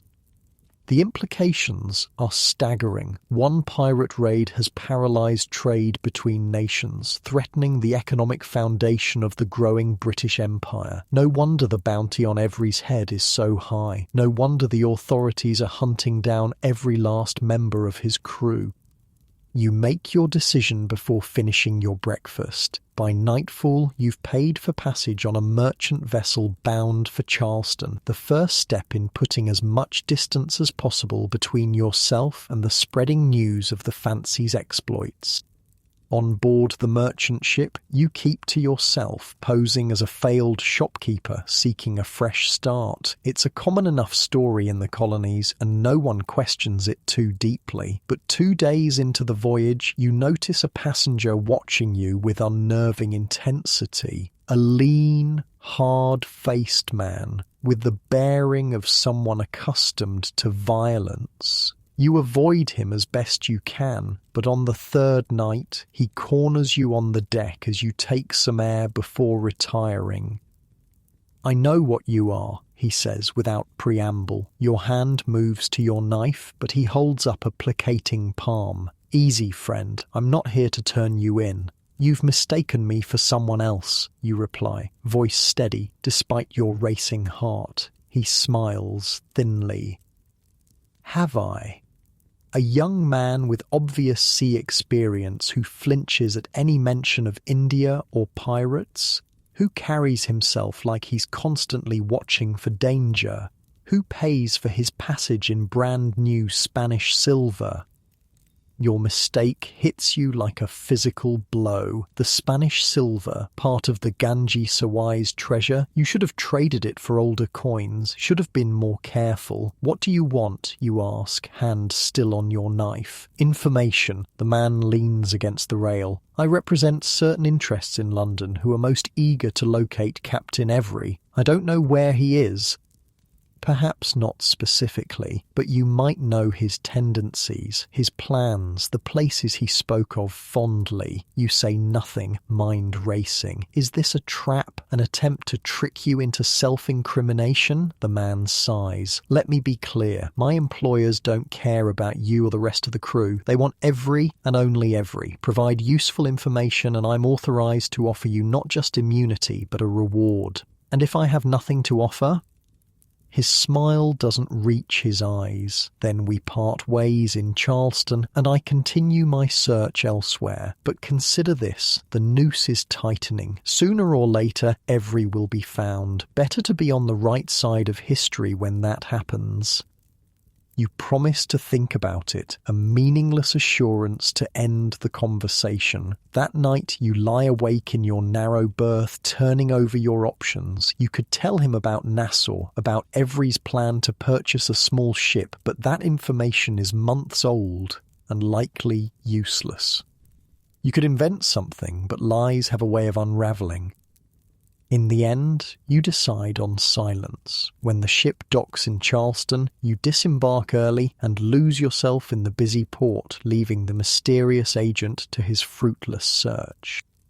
For weeks, you move from town to town along the colonial coast, never staying more than a few days in any place. News travels slowly in the colonies, but it travels. In a Philadelphia print shop, you read about the East India Company filing an insurance claim for $350,000 to cover the losses from the Ganji Sawai raid. In a Boston tavern, you overhear sailors discussing the Mughal emperor's demand that the amount be doubled. The world, it seems, won't let the fancy's deed be forgotten, and with each passing day the story grows more elaborate, more mythical. In some versions, Every escaped with a Mughal princess. In others, he's established a pirate kingdom on Madagascar. The truth, whatever it might be, is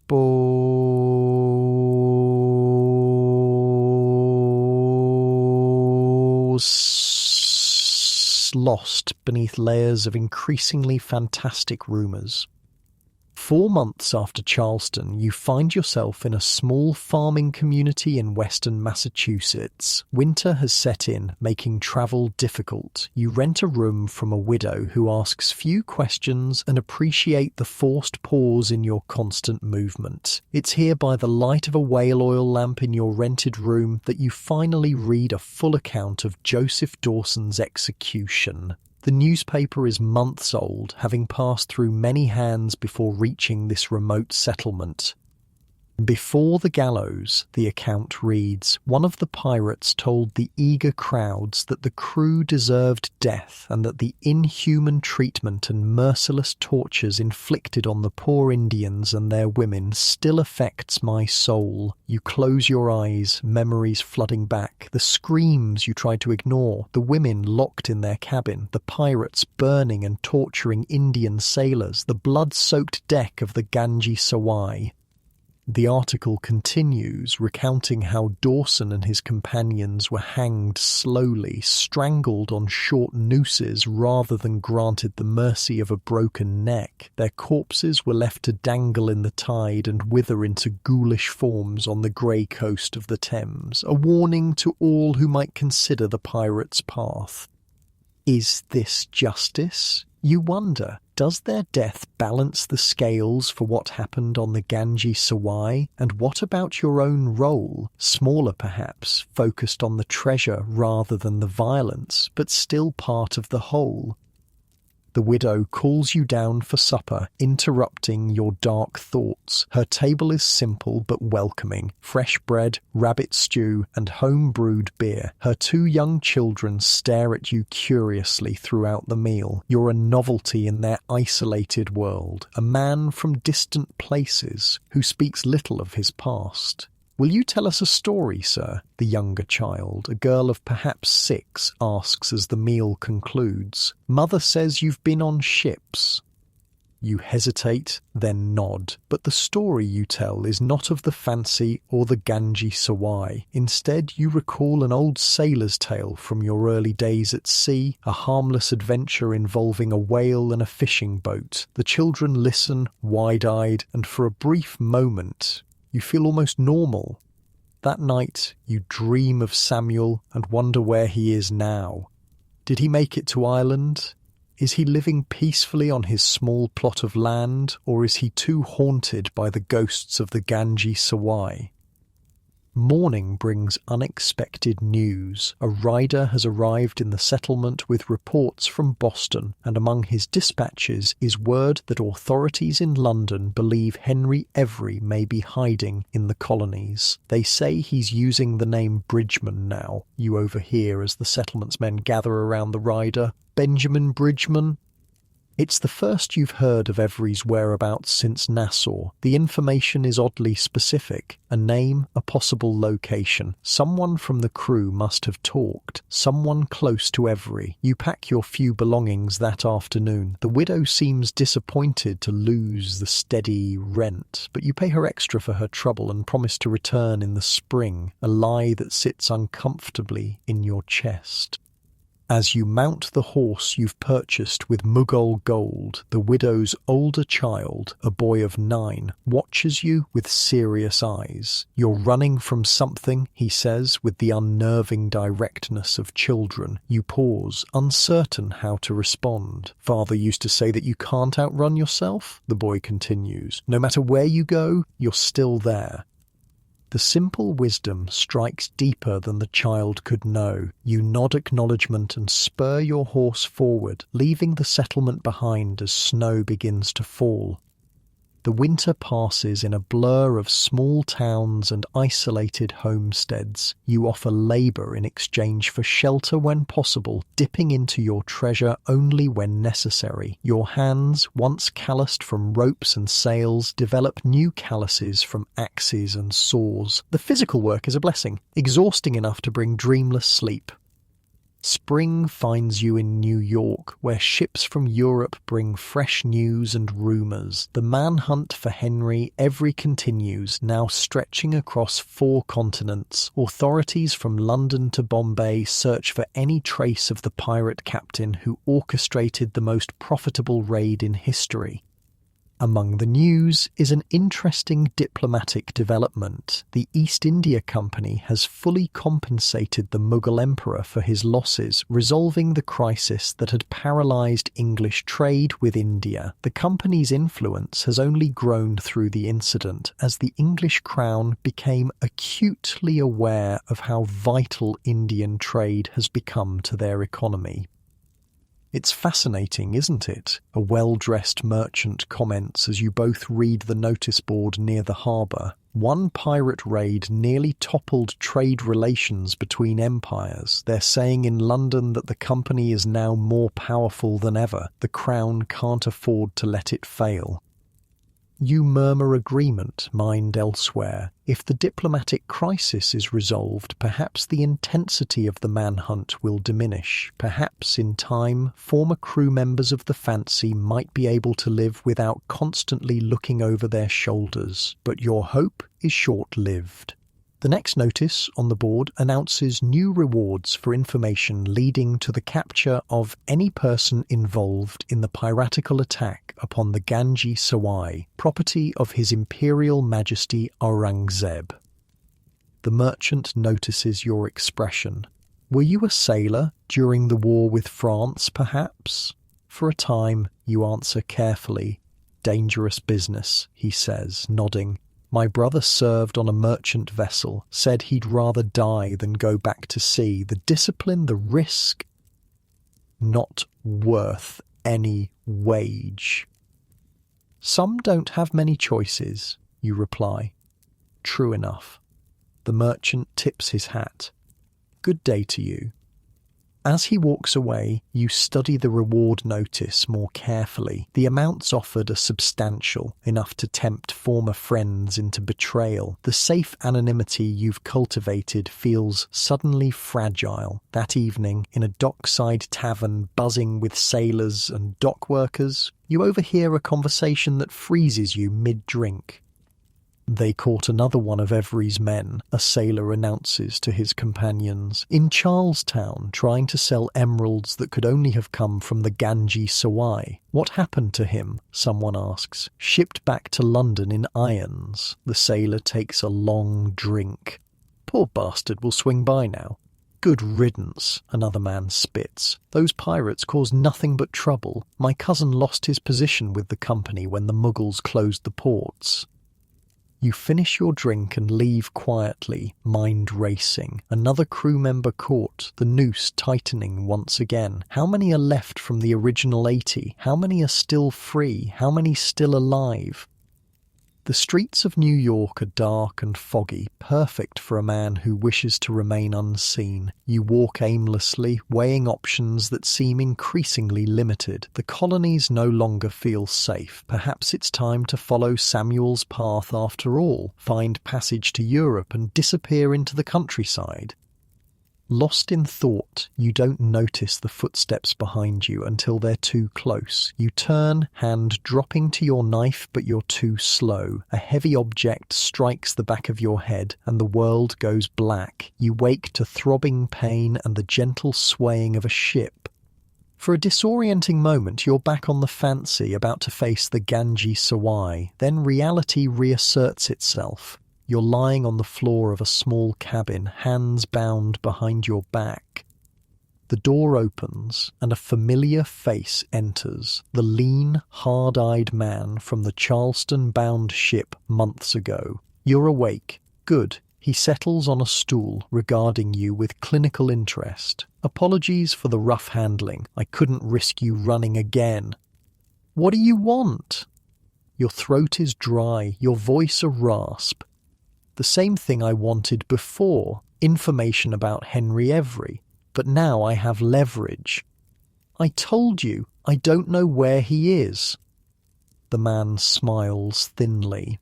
Perhaps, but you know something, and you'll tell me everything, or you'll face trial alongside Dawson's other companions. Fear coils in your gut. Dawson was executed months ago.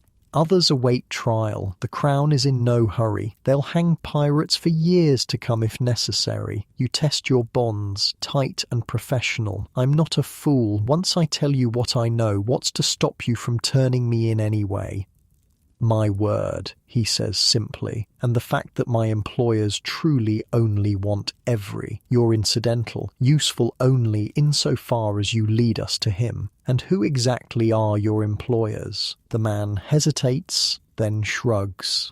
The East India Company, technically, though this operation has unofficial sanction from higher authorities. It makes sense. The company lost fortunes when the Mughal emperor closed the ports. Their reputation suffered. Their stock price fell. They want Every as much for revenge as for justice. I'll need guarantees, you say, mind working furiously. Written assurance of immunity. The man laughs. You're not in a position to negotiate, but he considers you for a moment. I can offer you this. Help me find Every, and I'll ensure you reach any port of your choosing with enough gold to start fresh. No one will know your connection to the fancy. It's not much of a choice. Cooperate or hang. And yet, the thought of betraying Every, for all his flaws, for all the horror of the Ganji Sawai, sits like poison in your mind. I need time to think, you say. You have until morning, the man replies, standing. We're anchored in the harbour. Consider your options carefully. Alone again, you test your bonds more thoroughly. The knots are expertly tied, the rope high quality. You won't escape that way. The cabin has a small porthole, but it's barely wide enough for a child to squeeze through. The door is undoubtedly locked and guarded. As night falls, you lie on the hard floor, mind racing through possibilities. You could tell the agent about Nassau, about Every's plan to buy a small ship and return to sea, but that information is nearly a year old now. You could invent a false lead, send them chasing shadows while you find a way to escape. But if they discover the deception, your already precarious position would worsen. Or you could tell them the truth, that you genuinely don't know where Every is, that the captain kept his plans close, sharing them only with his most trusted men, that the last you saw him was in Nassau, and beyond that, his fate is as much a mystery to you as to them. Morning comes with no clear answer. The agent returns, accompanied by a silent sailor who brings water and hard bread. Well, the agent asks after you've eaten and drunk, have you come to a decision? You meet his eyes steadily. I'll tell you what I know, but it isn't much. For the next hour, you recount everything you can remember about Every. His habits, his connections, the places he mentioned fondly. You describe Nassau and the corrupt governor who sheltered the Fancy's crew. You explain the division of treasure and Every's purchase of a small ship. The agent listens intently, occasionally asking questions that probe for details. When you finish, he sits back, expression thoughtful. Is that truly all? All I know, you confirm. Every wasn't the type to share his innermost thoughts with the common crew. The agent nods slowly. Some of this aligns with other reports. Nassau's governor has already been questioned extensively, but the trail goes cold after Every left the Bahamas. Then I've fulfilled my part of the bargain. Indeed, the agent stands. We'll reach open water by noon. You'll be transferred to another vessel bound for Charleston. From there, you're free to go where you please. Just like that? Just like that. As I said, you're not the prize my employers seek. True to his word, the agent has you transferred to a merchant brig that afternoon. Your hands remain bound until the agent's ship is hull down on the horizon. The captain of the brig, a weathered man with little interest in his unexpected passenger, tells you gruffly that you'll reach Charleston in 3 days, weather permitting. In your small cabin, you sort through what just happened. Did you betray Every, or did you simply acknowledge facts the authorities likely already knew? Does it matter when the captain himself seems to have vanished without trace? 3 days later, as promised, the brig docks in Charleston. The captain gives you a sealed letter from the agent. Inside is a modest purse of gold coins and a terse note. Our business is concluded. Standing on the dock, watching the brig prepare for its return journey, you feel oddly untethered. The immediate threat has passed, but the shadow of the Ganji Sawai still looms. Somewhere out there, authorities continue to hunt for Henry Every. Somewhere, perhaps, Every himself still lives, spending his massive share of the treasure or plotting new ventures. And here you stand, neither fully free nor truly captive, caught in the limbo between your past as a pirate and whatever future awaits. A newspaper vendor calls out the day's headlines and one catches your ear. Pirates executed in Madagascar. French Navy claims victory. You purchase a copy with a small coin. The article details a French naval raid on a pirate settlement in Madagascar. Not the same one where the Fancy had anchored, but similar. The French claim to have executed dozens of pirates and reclaimed stolen goods.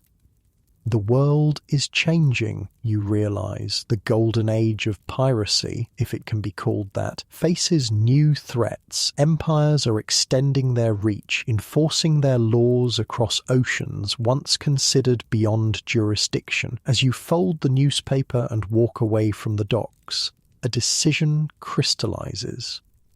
It's time to truly disappear, not just to hide, but to become someone else entirely. To leave behind not just the name you used aboard the Fancy, but the very identity of a sailor. The inland beckons, vast territories where questions are few and opportunities many, where a man with some gold and a willingness to work might establish himself far from the reach of Admiralty courts and East India Company agents. You purchase supplies, a sturdy horse and a map of the Western Territories. 3 days later, you ride out of Charleston following the trade road that will eventually lead beyond the established colonies into the wilderness beyond. Behind you lie the Fancy, the Ganji Sawai and Henry Every. Ahead, if you're fortunate, lies a future untainted by their shadow. But sometimes, in the quiet of night as you camp beneath unfamiliar stars, you still hear the cannon fire, still see the splintering mainmast of the Mughal treasure ship, still feel the weight of gold in your hands, and you wonder about the true cost of Every's treasure, not just in lives and suffering, but in the haunted futures of the men who sailed with him. Where is Henry Every now? With his treasure never found and his fate unrecorded, the question echoes across oceans and years. Perhaps that's his final victory, to become a legend, a ghost story told on pirate decks, a sailor's tale belted in shanty taverns, or scrolled in the dubious pages of popular books. The most successful pirate in history sailed into myth, leaving behind only whispers and wonder. The Appalachian Mountains rise before you like a green wall, ancient and indifferent to human concerns. Your horse, a sturdy chestnut gelding purchased with Mughal gold, snorts as it picks its way up the narrow trail. 3 weeks have passed since you left Charleston, trading the salt tang of the ocean for the earthy scent of forests and meadows. At night, you sleep beneath stars that look oddly different without the gentle rocking of a ship beneath you. The ground remains stubbornly still, a constancy that sometimes wakes you from uneasy dreams of pitching decks and cannon fire.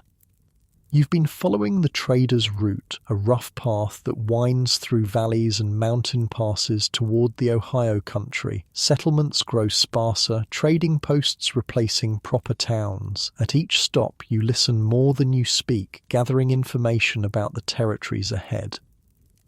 Indians west of the mountains don't take kindly to lone settlers. A grizzled trapper warns you over a shared fire at a trading post nestled in a narrow valley. You'd be wise to join a settlement. Safety in numbers. Any recommendations? You ask, passing him the bottle of corn whiskey you'd purchased earlier.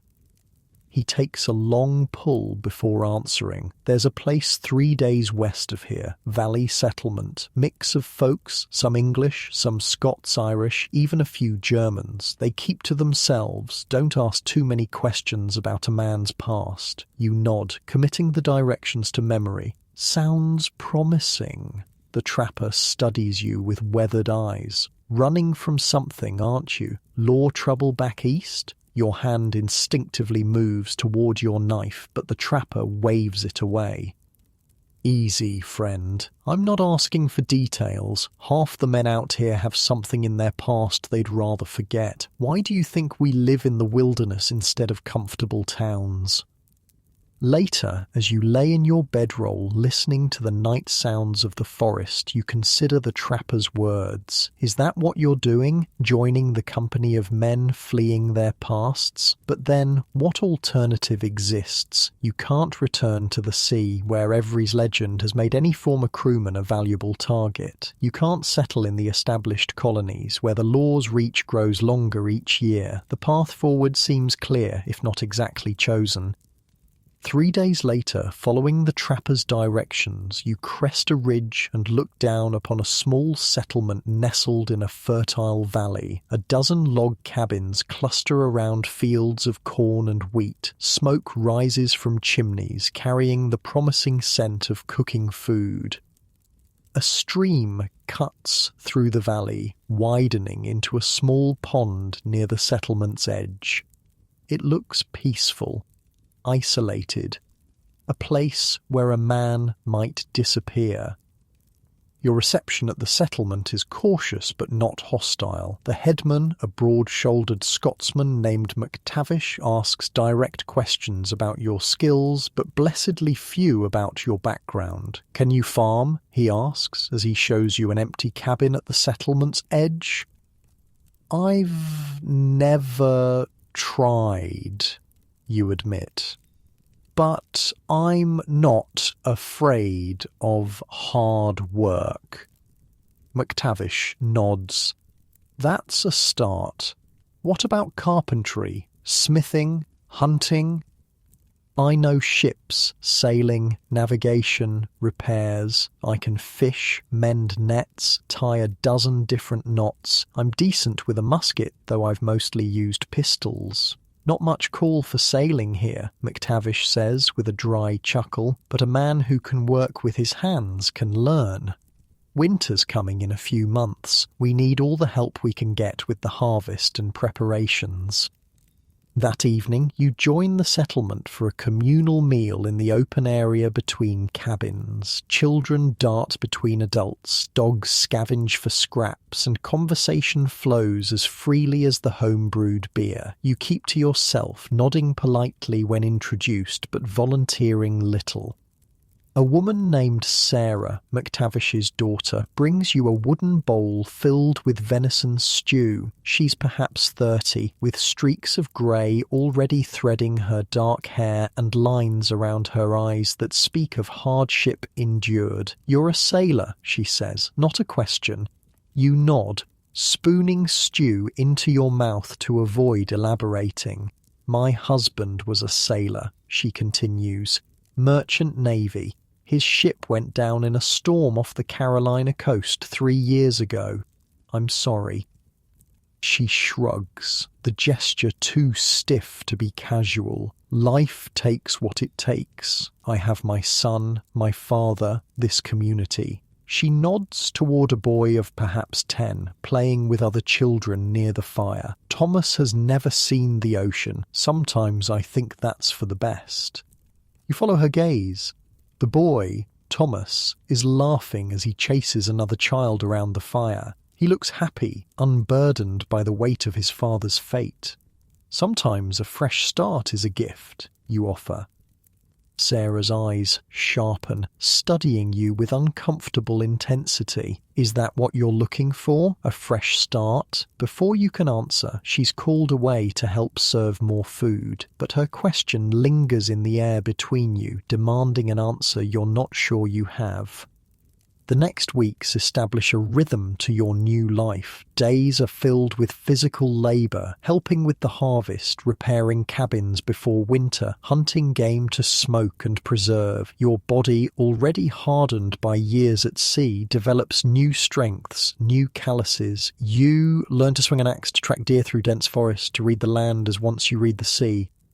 Evenings bring the community together for meals and stories. You speak little of your own past, crafting a simple tale of a merchant sailor who tired of the sea. No one presses for more. In this frontier settlement, it seems, the present matters more than the past. Sarah and Thomas become fixtures in your daily life. Her cabin is nearest to yours, and she often invites you to share evening meals. Thomas, curious and energetic, peppers you with questions about ships and distant lands. You answer carefully, editing your experiences to remove any hint of piracy or violence. "Did you ever see whales?" Thomas asks one evening as you help him carve a small wooden boat. "Many times," you reply, guiding his hands with the knife, pods of them breaching near the Cape of Good Hope, like mountains rising from the sea, then crashing back down with a splash you could hear for miles. "I want to see a whale someday." You study the boy's eager face, so open and untroubled. "Maybe you will, but the sea can be dangerous. There's much to be said for solid ground beneath your feet." As autumn deepens, bringing brilliant colours to the forest and crisp frost to the mornings, news from the outside world reaches the settlement. A trader arrives with supplies from the east: salt, ammunition, cloth, and a handful of newspapers from Philadelphia and New York.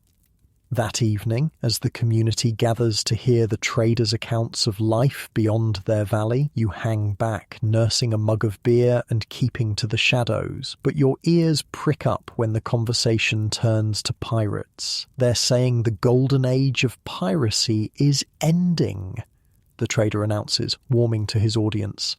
Navy ships patrol the Caribbean now like never before. The old pirate havens, New Providence, Port Royal, they're under government control.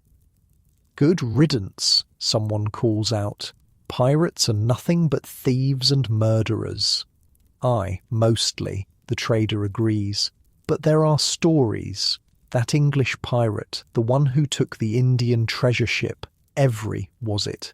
They never caught him. Some say he retired with his wealth, living like a king in some remote corner of the world." Your hands tighten around your mug. Every's name, spoken so casually, sends a jolt through you like a physical touch. "I heard he died penniless," another settler counters, "cheated out of his fortune by crooked merchants." The trader shrugs. Who knows the truth of it? But his raid changed things. The East India Company used it to gain more power from the crown, more ships, more authority to police the seas. Piracy has become a hanging offence across all nations. Even foreign pirates are brought to London for trial now. The conversation moves on to other topics, but you remain frozen, transported momentarily back to the blood-soaked deck of the Ganji Sawai. Every's face appears in your mind, not the cold, determined captain giving orders before the battle, but the man afterward watching impassively as his pirates tortured prisoners for information about hidden treasure. You slip away from the gathering, needing solitude. Outside, the night air is sharp with coming winter, stars pricking the black sky with cold fire. You breathe deeply, trying to ground yourself in the present. "Are you unwell?" You turn to find Sarah standing a few paces away, her face half-shadowed in the darkness. "Just needed some air," you reply. She moves closer, wrapping her shawl tighter against the chill. "The talk of pirates bothered you." It's not a question, and you don't treat it as one. You simply wait, wondering how much she's guessed, how much she suspects. "My husband used to say there's a thin line between a sailor and a pirate," she continues when you don't respond. "That hunger and desperation can push good men across it." Your husband sounds like he was a wise man. "He had his moments." She studies you in the starlight. "Whatever you did, whoever you were before you came here, it doesn't matter now. This place, it gives second chances, if you want them." Before you can respond, Thomas calls for her from the doorway of their cabin. With a final, searching look, she turns away, leaving you alone with the stars and your thoughts. Winter descends on the valley with brutal efficiency. Snow piles against cabin walls, ice forms thick crusts on the stream, and the world narrows to the essential tasks of survival: keeping warm, keeping fed, keeping alive until spring. The settlement adapts with practiced resilience. Hunting parties venture out on clear days, returning with deer and wild turkeys. Women work spinning wheels by firelight, turning wool into yarn. Men repair tools and tell stories of better seasons. You find unexpected peace in this enforced stillness. For the first time since the Ganji Sawai, your mind quiets. The constant vigilance, the looking over your shoulder, these habits slowly loosen their grip. In their place grows something unfamiliar, a sense of belonging. Sarah and Thomas are central to this feeling. Their cabin becomes a refuge from the bitter cold, a place where simple companionship fills the long winter evenings. Thomas teaches you to play checkers with carved wooden pieces. You teach him knots and how to mend fishing nets for spring. Sarah watches, offering dry commentary and warm food. It's during one of these evenings, with Thomas already asleep in his small bed by the fire, that Sarah finally asks the question that has hung between you since your arrival. Who were you before you came here? The cabin is warm and dark except for firelight. Outside, wind howls through barren trees. The moment feels suspended, separated from the world of consequences. I was a sailor, you begin cautiously. And you hesitate, then decide on a version of truth. I was aboard a ship that did something terrible. I wasn't directly responsible, but I was there. I took my share of what came after. Sarah is silent, her face unreadable in the flickering light. I've never harmed women or children, you continue, needing her to understand at least this much. I'm not a monster, but I was part of something monstrous. The Indian treasure ship, she says softly. The one the trader mentioned. Shock freezes you in place. How did you... I notice things, the way you reacted when it was mentioned, how you seem haunted by something specific, not the general ghosts most men carry. She reaches for the poker, adjusting a log in the fire, and you have money hidden in your cabin, more than any ordinary sailor would possess. Fear rises, bitter in your throat. If Sarah has guessed so much, others might too. Perhaps it's time to move on again, to find somewhere even more remote. As if reading your thoughts, Sarah shakes her head. I haven't told anyone. I won't. As I said, this place is about second chances. Why? Why protect me? She considers the question, firelight playing across her features. Because Thomas looks at you like he once looked at his father. Because my father says you're the hardest worker he's seen in years. Because whatever you did before, you've been nothing but decent since arriving here. Relief washes through you, followed quickly by shame at being granted forgiveness you're not sure you deserve. The things that happened on that ship, they were worse than you can imagine. I don't need to imagine, Sarah replies simply. The past is past. What matters is what you do now. It's an absolution you never expected and aren't certain you've earned. But as winter deepens and your place in the settlement grows more established, you begin to consider the possibility that Sarah might be right, that perhaps a single terrible event, no matter how consequential, need not define the entirety of a life. Spring arrives with sudden warmth and explosive growth. The forest turns from brown to vibrant green almost overnight. The stream swells with snowmelt, fields turn muddy, and the settlement bursts with renewed activity. You join the men preparing new ground for planting. Your sailor's hands now calloused in new places from axe handles and hoes. Thomas follows you like a shadow whenever his mother allows, eager to learn everything from fishing to tracking game. "Do you think you'll stay?" he asks one afternoon as you show him how to set traps for rabbits. The question catches you off guard. In truth, you haven't thought much beyond surviving winter. The idea of permanence, of truly building a life here, is both appealing and terrifying. "I might," you answer carefully. "Would that be all right with you?" Thomas nods vigorously. "You could teach me more sailing knots, and maybe build a boat for the pond. And one thing at a time," you laugh, ruffling his hair. "First, let's catch dinner." That evening, a rider arrives from the east with news and mail. Most of the settlement gathers around, eager for word from distant family or updates from the colonial capitals. You hang back as usual, but McTavish waves you forward. "Letter came for John Smith," he announces, using the false name you gave upon arrival. Confused and instantly wary, you accept the folded paper. No one should know to reach you here. No one should know the alias you've been using. You wait until you're alone in your cabin before examining the letter. The handwriting on the outside is unfamiliar. The paper good quality but travel-worn. Breaking the simple wax seal, you unfold it with fingers that aren't quite steady. The message inside is brief, unsigned, but you recognize the hand immediately.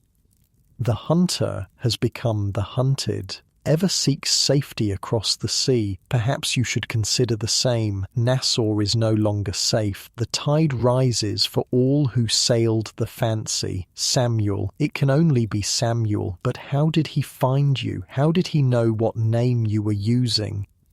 More importantly, what does his warning mean? The hunter has become the hunted. Is every being pursued by someone specific? And the warning about Nassau suggests the authorities are closing in on former crew members who remained there. Sleep eludes you that night as you weigh your options. Your life here is taking root, offering something you never expected to find again after the Ganji Sawai. Community, purpose, perhaps even redemption of a sort. To leave would mean starting over yet again, returning to a life of looking over your shoulder. But to stay might bring danger to these people, to Sarah, to Thomas, to McTavish, and the others who have accepted you without question. Dawn finds you still undecided, sitting on your cabin's small porch as the valley awakens around you. Birds call from the forest edge, smoke rises from early morning fires, and the eastern sky turns from grey to pink to gold. Sarah emerges from her cabin, pausing when she sees you. Something in your posture must betray your troubled thoughts, for she changes direction and approaches. "Bad news?" she asks, nodding toward the letter visible in your hand. "A warning," you reply. "From an old friend. Trouble may be coming my way." "What kind of trouble?" "The kind that follows a man no matter how far he runs." Sarah sits beside you on the rough-hewn bench, her shoulder almost touching yours. "Is this about the treasure ship again?" You nod. People are still hunting those involved. Getting closer, apparently. "Then we should prepare." The simple "we" catches you off guard. "Sarah, this isn't your problem. It might be safer if I move on." "Safer for whom?" she challenges. "For you, alone in unfamiliar territory? For Thomas, who would lose another father figure? For this settlement which needs every strong back it can get? I'm not his father," you say softly. "No, but you could be something to him, to us." Her hand finds yours, warm and calloused from work. Running solved nothing the first time. Why would it now? It's a question without an easy answer. You sit in silence as the sun climbs higher, bringing the valley fully into day. "Let me think on it," you finally say. "This isn't a decision to make hastily." Sarah nods, squeezing your hand once before rising. "Whatever you decide, know that you have a place here, if you want it." She returns to her cabin, leaving you with more to consider than just the warning in Samuel's letter. Days pass, and you find yourself watching the Eastern Trail whenever you're working in the fields. Every approaching rider brings a spike of anxiety, every unfamiliar face a moment of assessment, but no threat materializes, and gradually the immediacy of Samuel's warning fades beneath the pressing needs of spring planting and cabin repairs. One evening, as several men gather to repair a damaged fence, the conversation turns to news from the east. A trader had passed through a nearby settlement bringing newspapers and gossip from Philadelphia. They're saying England and Spain might go to war again, a settler named Jenkins reports, over territory in the New World. Won't affect us out here, another man replies. Let the kings fight their own battles. Might affect trade, though, McTavish points out. Prices for everything from the coast would go up. There was other news too, Jenkins continues, about that pirate ship, the one that took the Indian treasure. They caught some of the crew in London, executed them all. Your hands freeze mid-task, heart suddenly pounding. The captain too? Someone asks. Jenkins shakes his head. No, he's still missing, but they say he lost all his treasure to crooked merchants, died in poverty somewhere in England. Serves him right, McTavish grunts. Pirates bring nothing but trouble. You remain silent, focusing intently on the fence post you're setting. Reduced to rumours and cautionary tales. Is he truly dead? Or is this just another layer of the legend, allowing the real man to disappear more completely? Later that night, alone in your cabin, you retrieve your own treasure from its hiding place beneath the floorboards. The leather pouch holds substantially less than your original share. You've spent carefully but consistently since leaving the fancy. Still, there's enough to live comfortably for years, or to travel far if necessary.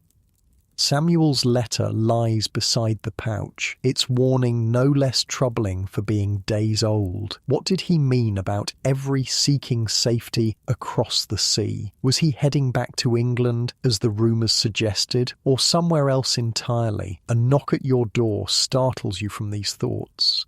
Hastily concealing the treasure and letter, you open the door to find Sarah standing in the moonlight. "May I come in?" she asks. You step aside, suddenly conscious of your cabin's sparse furnishings and bachelor simplicity. Sarah enters, looking around with open curiosity. "You live like a man prepared to leave at any moment," she observes. "No decorations, few comforts, everything essential are old habits," you reply, uncomfortable with her accuracy. She turns to face you directly. "Have you made your decision about staying or going?" "Not yet." "What's holding you back?" It's a fair question, one you've been asking yourself. Fear, I suppose. Fear of bringing danger here. Fear of starting something I can't finish. Sarah steps closer. "We all fear something. I feared starving after my husband died. I feared raising Thomas alone. I feared the wilderness would claim us both." Her eyes hold yours steadily. "But fear makes for poor decisions. What would you have me do?"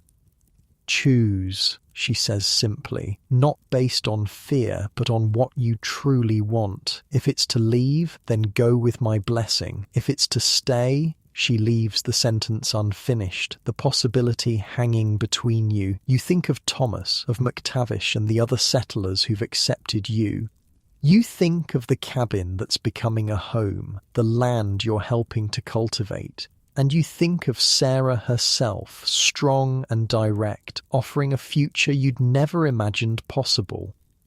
"If I stay," you say carefully, "there's something you should know, the full truth of what happened on that ship." Sarah shakes her head. "I don't need to know what you did. I know who you are now. But if trouble comes, then we'll face it together," she interrupts.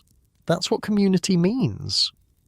She reaches out, her hand finding yours in the dim cabin. Outside, an owl calls into the night, its voice carrying across the valley that's become your sanctuary. A choice lies before you, to keep running from every shadow or to stand and claim a life beyond it. And for the first time since the Ganji Sawai, the choice seems clear. Summer unfolds across the valley in waves of green. Fields that were bare earth in spring now burst with corn and wheat. Vegetables climb makeshift trellises behind cabins, and berry bushes along the forest edge offer sweet rewards for careful fingers. The settlement hums with the steady rhythms of frontier life, a world away from the chaos of the high seas. Your cabin has changed in subtle ways. A proper bed replaces the simple pallet you slept on through winter. Shelves line one wall, holding books traded from passing merchants and small carvings you've begun to fashion in evening hours. A chair sits beside the hearth, angled toward the door, as if expecting visitors.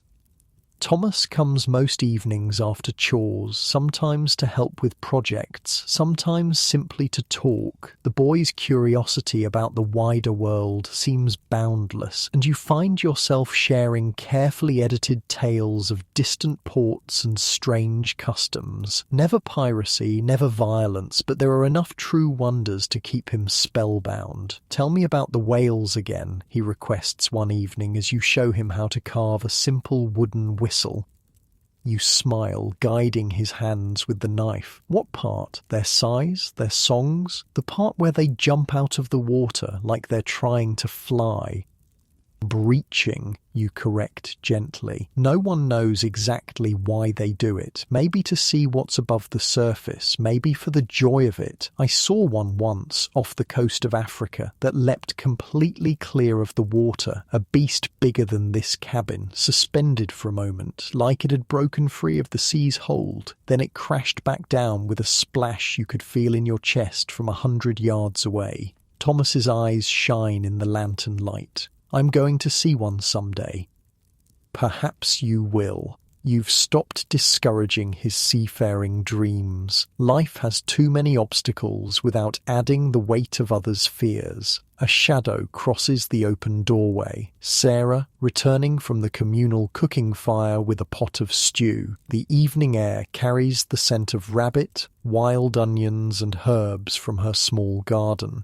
"Filling his head with sailors' tales again?" she asks, but her tone holds no censure.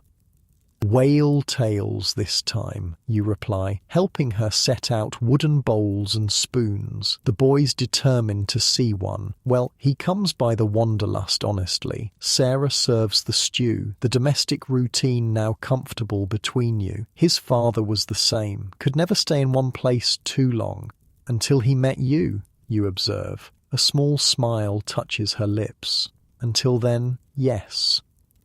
The three of you eat together, as has become custom several nights each week. The conversation flows easily, from settlement gossip to plans for the coming harvest, to Thomas's latest discoveries in the woods. It's a simple meal, a simple evening, but the contentment it brings still surprises you. A man who once helped plunder the greatest treasure ship in history, now finding peace in rabbit stew and a child's laughter. After Thomas is sent to bed, you and Sarah sit outside on the bench beside her cabin door, watching fireflies rise from the meadow grass as darkness settles over the valley. McTavish is planning a harvest celebration, Sarah says, breaking a comfortable silence. Once the wheat is in. Dancing, music. Some of the men are making a corn whiskey. Sounds festive. It is. She glances at you sideways. He asked if you might play the fiddle that trader left behind. Said you were seen trying it out when you thought no one was watching. Heat rises in your face. I played a bit, on ships, during long voyages. Will you? Play for the celebration, I mean. You consider it. Being the centre of attention, even briefly, goes against years of cultivated anonymity. But the danger feels distant now. The warnings in Samuel's letter faded like old ink. I'd need to practice, you say finally. It's been years. Sarah's smile is worth the concession. I'll tell him yes then. The next morning brings unexpected excitement to the settlement. A rider arrives from the east, dust-covered and trail-weary, with a bundle of letters and a saddlebag of small luxuries for those who can afford them. Coffee beans, sugar, a few precious sheets of paper, iron nails. No letters come for you this time, which brings both relief and a strange disappointment. Had you expected Samuel to write again, or was some part of you hoping for word of every, confirmation of his fate, an end to the story that still haunts your quieter moments? The rider, a garrulous man named Fletcher, stays for midday meal, sharing news between enthusiastic bites of fresh bread and cheese. Trade's booming in Philadelphia, he announces to the gathered settlers. Ships coming in from everywhere. England, France, the West Indies. Prices for furs are up. Good time to be a trapper. Any word of trouble? McTavish asks. Wars, conflicts with the natives? Fletcher shrugs. Nothing that reaches this far. There's talk of stricter governance from London, new taxes, regulations on frontier settlements, but out here, he gestures at the surrounding wilderness, who's to enforce it? You listen quietly, noting how distant these concerns feel now. The politics of empires, the machinations of trade companies, they belong to another life. After the meal, as Fletcher prepares to continue his journey to more remote settlements, you approach him privately. Have you heard any news of pirate trials in London or the colonies? Fletcher gives you a curious look but answers readily enough. Not recently. That business has died down mostly. Navy's got the Caribbean well patrolled now. The East India Company's got armed merchantmen escorting their treasure fleets. He secures a bag to his saddle. Why the interest? Just curious. I was a merchant sailor before settling here. Lost shipmates to pirates. It's a plausible explanation, and Fletcher accepts it with a nod. Well, the golden age is over from what I hear. Pirates these days are desperate men, not the legends of 10 years ago. That fellow Every, the one who took the Indian ship, he was probably the last of the great ones. Have they confirmed his fate? You try to keep your tone casual. No one knows for certain. Some say he died poor in Devon. Others claim he's living like royalty in Madagascar. Fletcher mounts his horse, makes for good tavern tales either way. As he rides out, you consider his words. The uncertainty of Every's fate seems fitting somehow. The most successful pirate in history vanished like morning mist, leaving only whispers and legends. The preparations for harvest consume the settlement over the following weeks. Every able body is needed from dawn to dusk, cutting wheat, binding it into sheaves, threshing to separate grain from chaff. Your hands blister and callous anew, your back aches with unfamiliar labour. But there's satisfaction in work that feeds rather than plunders. In spare moments, you practice the fiddle McTavish loaned you. Your fingers remember more than you expected. Old sea shanties and dancing tunes coming back with surprising ease. Thomas watches your practice sessions with fascination, occasionally attempting to sing along to the livelier melodies. My father couldn't play any instruments, he tells you one evening as you rose in the bow. Not everyone has the knack for it, you reply. Mother says you have clever hands. He demonstrates by trying to tie a sailor's knot you taught him, his small fingers fumbling with the unfamiliar pattern. Like this? You set aside the fiddle to help him. Almost. See how this part crosses over? Like so. The boy concentrates, tongue caught between his teeth as he tries again. When he succeeds, his face lights up with pride. I did it. Well done. You ruffle his hair, a gesture that's become natural between you. Keep practicing, and you'll be teaching me knots before long. Thomas beams at the praise. When I go to sea, I'll know all the knots already. When you go to sea, You agree, no longer trying to dissuade him from dreams that may never materialize. The boy will make his own choices in time, as all must do. The harvest celebration arrives with the first hint of autumn chill. Tables are arranged in the open area between cabins, laden with the fruits of collective labour: roasted game, corn pudding, fresh bread, wild berries preserved in honey. Lanterns and torches cast dancing light across faces flushed with exertion and corn whiskey. You sit on a wooden crate at the edge of the gathering, fiddle in hand, watching as couples form for dancing. Sarah moves among them in a dress saved for special occasions, her hair down instead of in its practical braid. She catches your eye across the crowd and smiles. McTavish gives a signal, and you draw the bow across strings, beginning a lively reel that sets feet tapping and hands clapping. The music flows through you, connecting present to past. The same tunes played in ships' forecastles and dockside taverns, now bringing joy to this frontier settlement. The evening passes in a blur of music, laughter, and more corn whiskey than might be wise. You play until your fingers ache, then join the dancing when another settler produces a mouth harp to continue the music. Sarah's hand finds yours, pulling you into a circle dance that leaves everyone breathless and laughing. Later, as the celebration winds down and families drift back to their cabins, you find yourself walking with Sarah under a sky brilliant with stars, Thomas asleep on McTavish's shoulder ahead of you. You play beautifully, she says, her arm linked through yours for balance on the uneven path. The whole settlement was impressed. I'm out of practice, you demur, but it felt good to play again.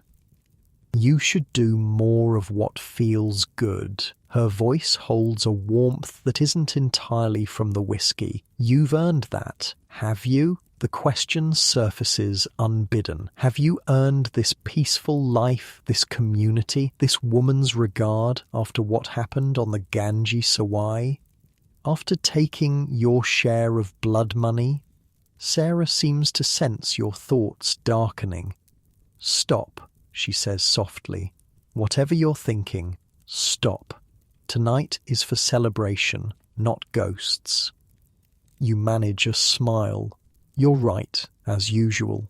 Remember that, she replies with mock seriousness. It will serve you well. At her cabin door, with Thomas already delivered to his bed, you hesitate. The moment feels weighted with possibility. Sarah solves your indecision by rising on tiptoes to press a kiss to your cheek. "Good night," she whispers, "and thank you for the music." She disappears inside, leaving you with the lingering warmth of her kiss and a lightness in your chest that has nothing to do with whiskey. Autumn arrives in earnest, painting the forest in fiery hues of red and gold. The settlement turns to winter preparations, smoking meat, storing grain, gathering firewood before snow makes the task more difficult. You throw yourself into these efforts, finding unexpected purpose in securing not just your own survival, but that of the community that has accepted you. One crisp morning, as you split logs behind your cabin, McTavish approaches with uncharacteristic hesitation. "Got a moment?" he asks, watching as you embed the axe in a stump. "Of course." McTavish studies you with weathered eyes. "Been meaning to ask about your intentions regarding my daughter." The directness doesn't surprise you. It's McTavish's way, but the topic catches you off guard. "Sarah is important to me. I can see that. Question is, what do you plan to do about it?" You wipe sweat from your forehead, buying time to order your thoughts. "If you're asking if my intentions are honourable, I know they are," McTavish interrupts. "You're not the type to trifle with a woman, but Sarah's been through enough loss. Thomas too. If you're not planning to stay for good, better to make that clear now." The moment of truth, delivered not by authorities hunting pirates, but by a concerned father looking out for his family.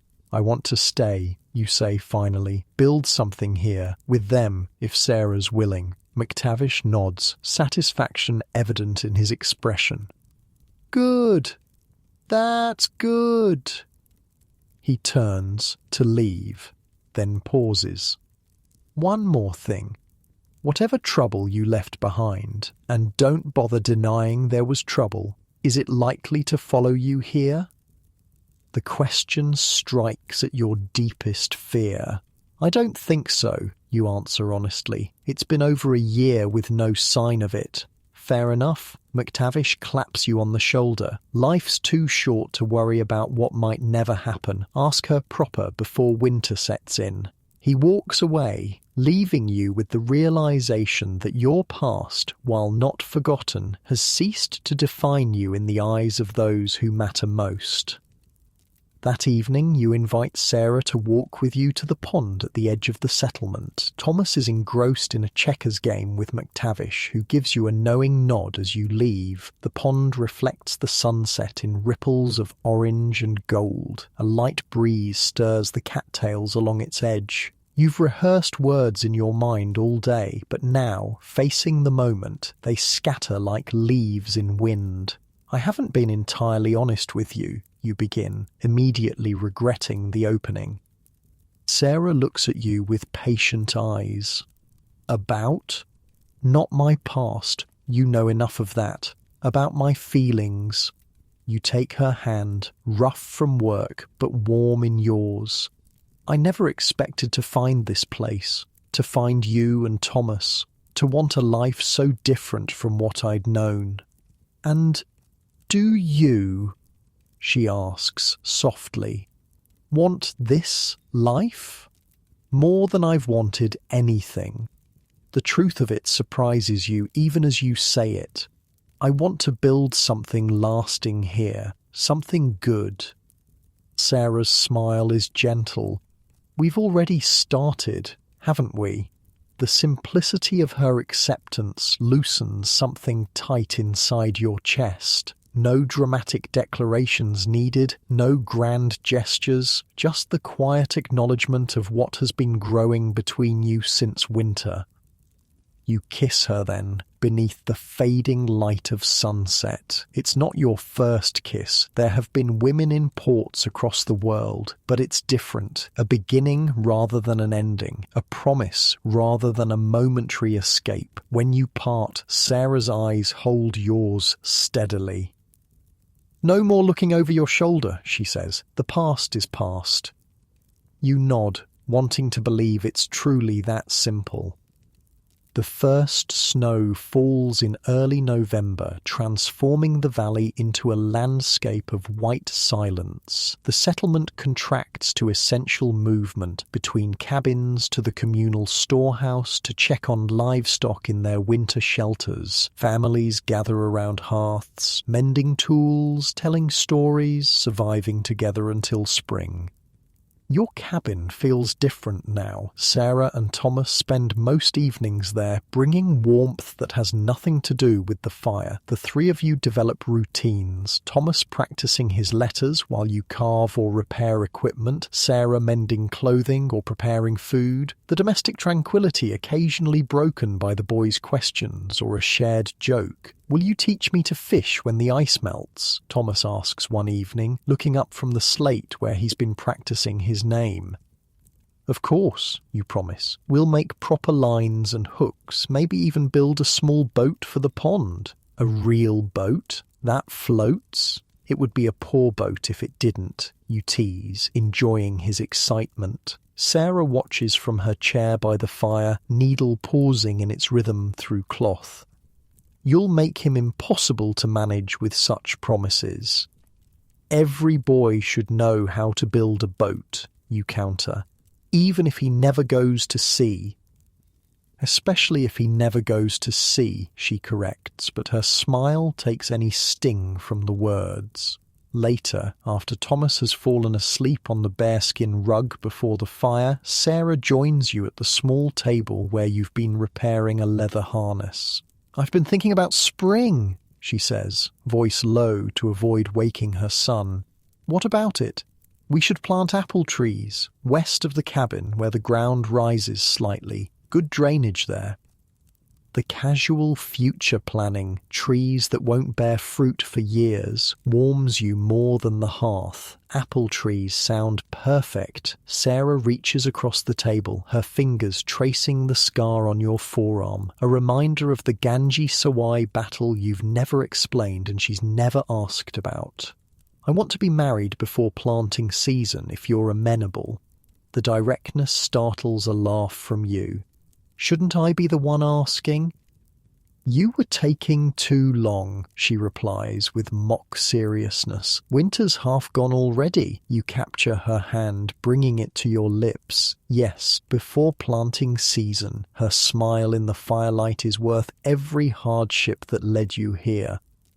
Winter deepens, bringing storms that howl around cabin walls and days so cold that breath freezes in beards. The settlement endures as it always has, through shared resources and determination. You learn new skills from necessity, how to snowshoe through drifts, to check trap lines, how to predict weather from the way smoke rises from chimneys, how to keep a family's spirits up during the darkest days of the year. News from the outside world arrives rarely, carried by the occasional brave or foolhardy traveller seeking shelter from the elements. One such visitor, a fur trader pushing west ahead of spring, brings newspapers from Philadelphia that are devoured by the knowledge-hungry settlement. King George is ill, McTavish announces at a communal dinner in the largest cabin. Parliament is in disarray. This news means little to most settlers whose daily concerns are more immediate than distant politics, but other tidings spark greater interest. The East India Company has expanded its control in Bengal, McTavish continues, reading by lantern light. The Mughal Empire's power continues to wane. You pause, spoon halfway to your mouth. The Mughal Empire, Aurangzeb, the Ganji Sawai, names and events that once dominated your existence, now reduced to a passing mention in year-old news. Does it say anything about piracy, you ask, unable to help yourself? McTavish scans the paper. Only that naval patrols have virtually eliminated the pirate threat to shipping in the Caribbean and Indian Ocean. He looks up. Interesting times at sea, it seems. You nod non-committally, aware of Sarah's concerned glance from across the table. Later, as you walk back to your cabin through knee-deep snow, she broaches the subject. You still think about it. The sea. Oh, sometimes, you admit. Not in the way you might fear, not longing to return, just wondering about people I knew, how things changed. Sarah takes your arm, as much for stability on the icy path as for closeness. It's natural to wonder, as long as wondering doesn't become regret. No regrets, you assure her, meaning it. Everything that happened led me here, to you and Thomas. I wouldn't change that. Her gloved hand tightens on your arm. Nor would I. The conversation turns to wedding plans, a spring ceremony when the worst of winter has passed, allowing the entire settlement to attend. Simple, practical, like everything in frontier life, but no less meaningful for its lack of ostentation. That night, as wind rattles the cabin shutters and Sarah sleeps beside you, your mind drifts to Henry Every. Where is he now? Did he truly die penniless in England, cheated of his fortune? Or did he, like you, find some quiet corner to disappear into, to build a life beyond piracy? You'll never know, you realise. Every story, at least the part that intersected with yours, is finished. What remains is your own story, still unfolding in ways you never imagined when you stood on the deck of the Fancy, watching the Ganji Sawai's mainmast splinter beneath cannon fire. The The treasure you salvaged from that day was not the gold now hidden beneath your cabin floor, or insurance against hard times you increasingly doubt will ever come. The real treasure was the chance to begin again, to become someone worthy of Sarah's love and Thomas's admiration. As sleep finally claims you, you wonder if Every, wherever he is, found something similar. For his sake, you hope so. Even the most successful pirate in history deserved a second chance. Morning brings heavy snow and the quiet certainty that your life as a pirate is truly over. In its place stands something far more valuable, a future built on more than stolen gold, a legacy beyond the shadow of Henry Every. Spring arrives in the valley with the gentle persistence of a tide. Snow retreats first from south-facing slopes, revealing patches of muddy earth that gradually turn green with new growth. The stream swells with meltwater, ice breaking into crystalline shards that tumble downstream in the current. Birds return. First the hardy ravens and crows that never truly left, then red-winged blackbirds trilling from cattails, and finally the melodic warblers announcing the season's full arrival. The settlement stirs from winter's enforced stillness like a bear from hibernation. Cabins that have been sealed tight against the cold now stand with doors propped open to welcome fresh air. Children who've been confined indoors for months run wildly through muddy paths, their laughter a counterpoint to the steady drip of melting icicles. Your own cabin undergoes a transformation. Sarah and Thomas move their belongings in gradually. A quilt here, cooking implements there, small treasures and necessities finding new homes on shelves you've built specifically for them. The space that once felt empty now brims with the evidence of shared lives. Where should this go? Thomas asks, holding up a carved wooden horse his grandfather made him. Wherever you think best, you reply, watching as the boy considers the question with serious deliberation before placing the horse on a shelf near his sleeping pallet. There, he says with satisfaction, so I can see it when I wake up. These small decisions, the arrangement of a home, the placement of cherished objects, carry a weight you never anticipated. They anchor you to this place, to these people, in ways more binding than any formal ceremony. The wedding itself is set for the first full moon of spring, when the ground has dried enough for comfortable gathering, and before the demanding work of planting consumes every waking hour. The settlement treats it as a community celebration, each family contributing what they can. Food, music, decorations crafted during winter's long evenings. Sarah sews a new dress from fabric she's been saving, a soft blue that makes her eyes seem deeper, more luminous. You trade a portion of your hidden treasure for a silver ring brought by a passing merchant, carefully selected for its simple elegance rather than ostentatious display. The day arrives clear and mild, with just enough breeze to carry the scent of early wildflowers across the valley. The ceremony takes place beside the pond, now free of ice and reflecting the blue sky and greening trees. McTavish presides, his usual gruffness softened by evident emotion as he speaks the traditional words that bind his daughter to you. "Do you take this woman?" his voice carries across the gathered settlement. "I do," you answer, surprising yourself with the steadiness of your voice despite the tightness in your chest. Sarah's hand is warm in yours as you slide the silver ring onto her finger. Her "I do" is quiet but firm, her eyes never leaving yours as she speaks the binding words. Then it's done. Simple, unadorned, but no less profound for its lack of ceremony. Cheers rise from the gathered community, genuine joy for two of their own finding happiness in this remote wilderness.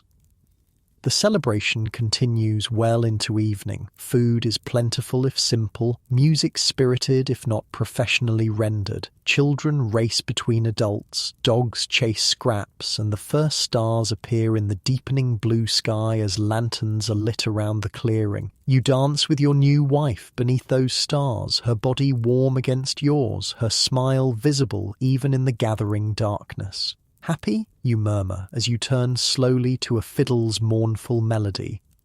Completely, she answers, resting her head against your shoulder. And you? Any regrets? Only that I didn't find you sooner, she laughs softly. You weren't ready sooner, neither was I. The truth of this settles comfortably between you, the paths that led you both here, his across pirate-infested seas, hers through loss and struggle, were necessary journeys, however difficult. Thomas joins you later, his small hand slipping into yours as the celebration winds down. Are you my father now? He asks, without preamble. The directness of children never fails to catch you off guard. If you'd like me to be, you answer carefully. I'd be honoured. The boy considers this with characteristic seriousness. I think my first father wouldn't mind. He'd want mother to be happy.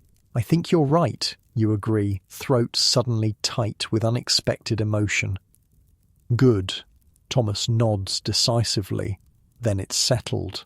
And just like that, with a child's simple acceptance, another piece of your new identity locks into place. The days following the wedding blend into the rhythms of spring planting. Fields are prepared, seeds sown, the future literally planted in rows of corn and wheat and vegetables. You work alongside the other men of the settlement, your body now accustomed to these inland labours, finding satisfaction in soil rather than salt water.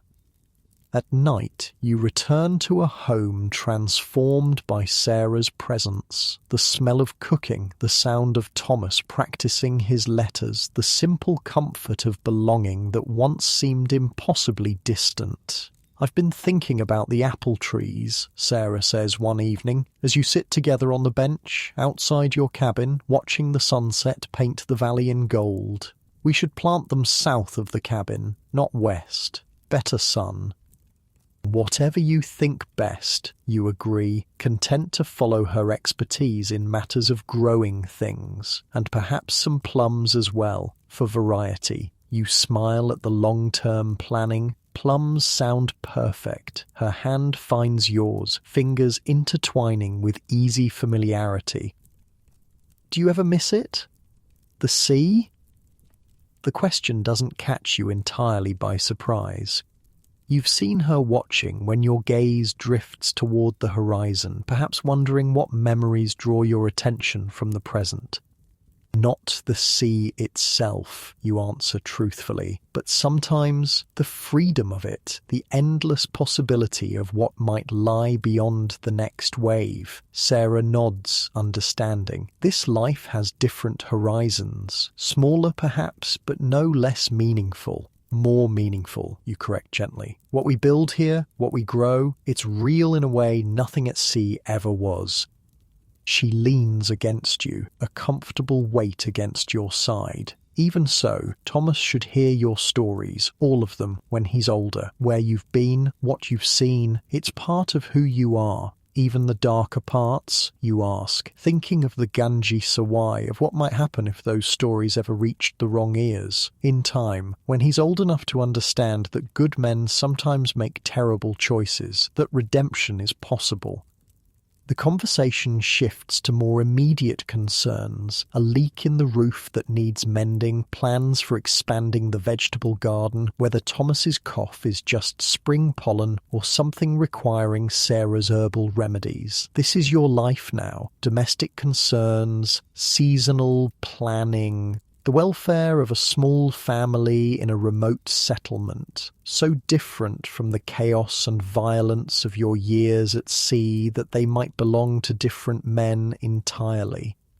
Summer unfolds with predictable glory. The valley transforms into a lush paradise of green growth and abundant wildlife. Days stretch long, the sun warming the earth and coaxing crops from the soil. The settlement buzzes with activity, fishing in the stream and pond, hunting in the surrounding forests, tending the fields that will sustain everyone through the coming winter. Thomas follows you everywhere, eager to learn everything from fishing to tracking game to repairing tools. His quick mind absorbs knowledge like dry earth takes rain, and his natural dexterity makes him adept at tasks requiring careful hands. "You're a good teacher," Sarah observes one evening as Thomas proudly displays a fishhook he's fashioned from wire under your guidance. "He's a good student," you counter, "quick to learn, slow to frustration." Thomas beams at the praise, already planning tomorrow's fishing expedition to try his new creation. The promised boat takes shape gradually, a small, flat-bottomed craft, suitable for the settlement's pond and gentle stream. You work on it during evenings, Thomas helping where he can, learning the basics of carpentry alongside the principles of watercraft.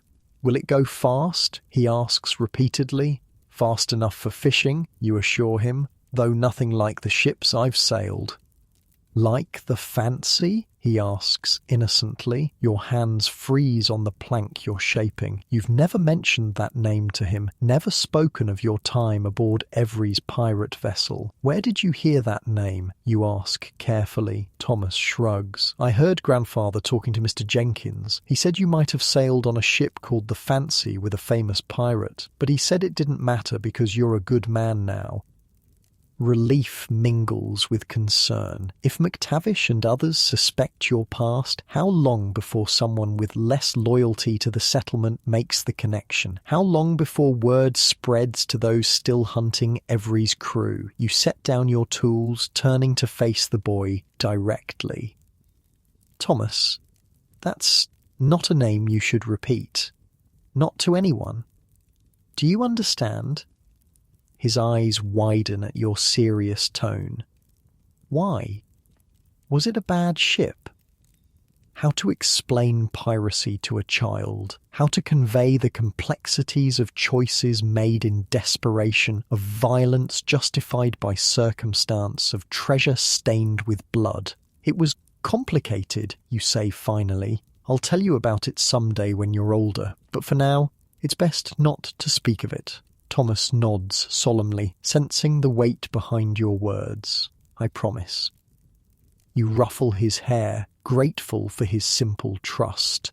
"Good man, now let's finish this gunnel before your mother calls us for supper." Later, after Thomas is asleep, you speak with Sarah about what you've learned. "McTavish knows," you say simply, "or at least suspects." She doesn't seem surprised. "He's known for some time, I think. It doesn't change how he feels about you." "And if others make the connection? If word spreads?" Sarah's expression remains calm. This is the frontier. Everyone here has something in their past they'd prefer to leave behind. That's why they came this far from civilization. This is different. There were prices on the heads of Evry's crew. Ancient history, she dismisses. It's been years. The world has moved on. New pirates, new crimes, new hunts.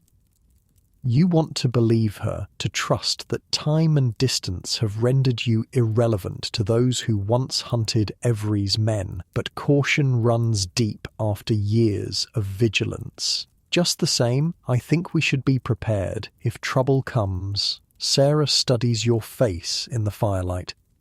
What do you suggest? Nothing dramatic, just awareness. Perhaps arrangements with friends in case we need to leave quickly. You truly think it might come to that? You consider the question honestly. No, probably not, but I've survived this long by preparing for the worst while hoping for the best. She nods, accepting this piece of your sailor's pragmatism. Fair enough, but don't let shadows from the past darken what we're building here. Never, you promise, drawing her close. This life, you and Thomas, it's everything to me. The boat is finished as summer reaches its peak. You and Thomas carry it ceremoniously to the pond's edge, where a small crowd of settlers gathers to witness its maiden voyage. The craft is simple but sound, wide-bottomed for stability, with a pointed prow and 2 sets of oarlocks. "What will you name her?" McTavish asks as the boat is positioned at the water's edge. You look to Thomas, who has been contemplating this important decision for days. "It's your boat as much as mine," you tell him. "You should choose." The boy straightens proudly. "I want to call her Sarah's Dream," he announces, "because Mother always dreamed of having a boat on the pond."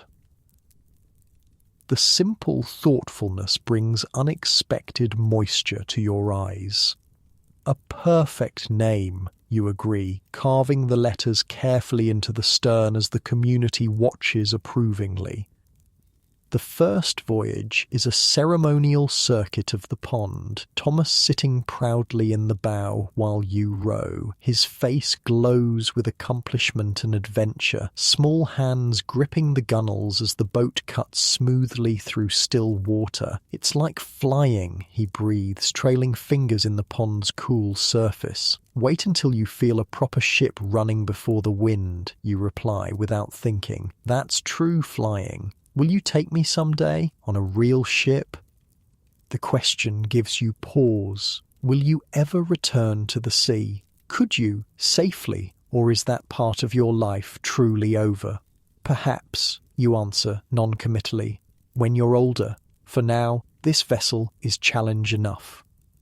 The boat becomes Thomas's pride and joy, a source of independence as he learns to row it himself, fishing from its stable platform or simply exploring the pond's shoreline. You watch his growing confidence with mixed emotions, pride in his accomplishments, anxiety about his safety, and deeper, more complex feelings about his fascination with water and vessels.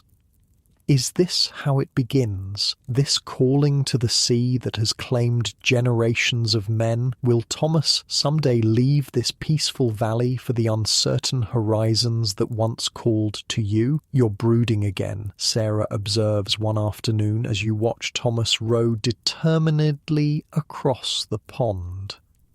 "He's fine. The water's barely deep enough to wet his knees if he fell in."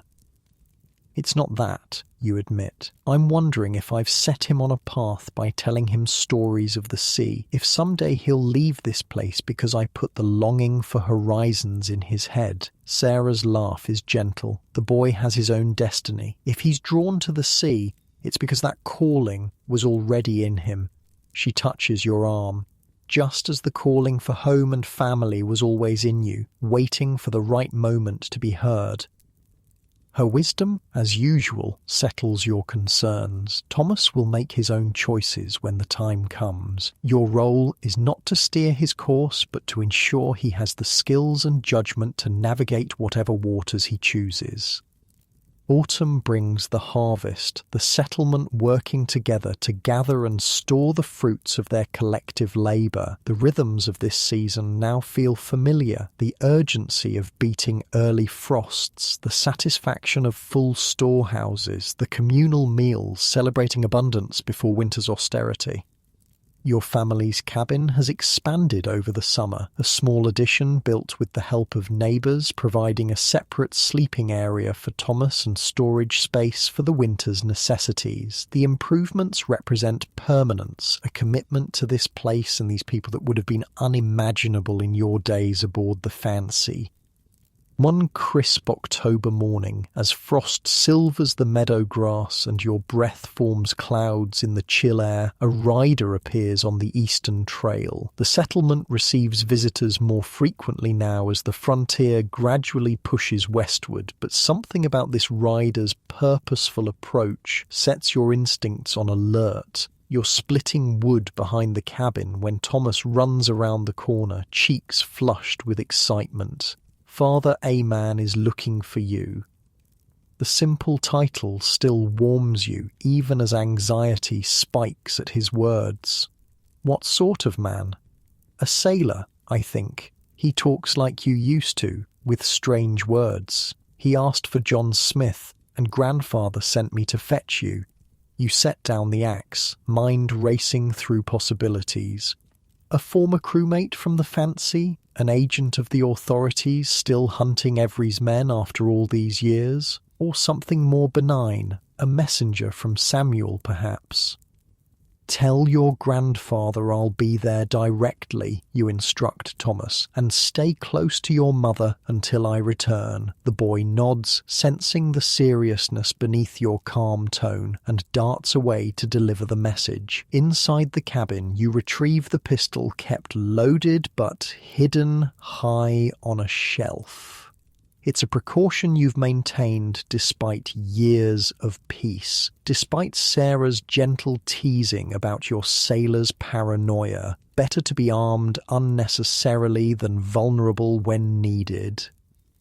The pistol tucked into your belt beneath your jacket, you walk with deliberate, unhurried steps toward the settlement centre, where a small crowd has gathered around the visitor. McTavish spots you approaching and raises a hand in greeting, his expression giving away nothing of the situation's nature. The stranger turns, and relief floods through you. It's not an unfamiliar face from the Fancy's crew, not an agent of the Admiralty or East India Company. It's a weathered man of perhaps 50, with the unmistakable stance of someone accustomed to moving decks. "John Smith," he calls, using the false name you've lived under these past years. "Aye," you acknowledge, closing the distance between you. "And you are?"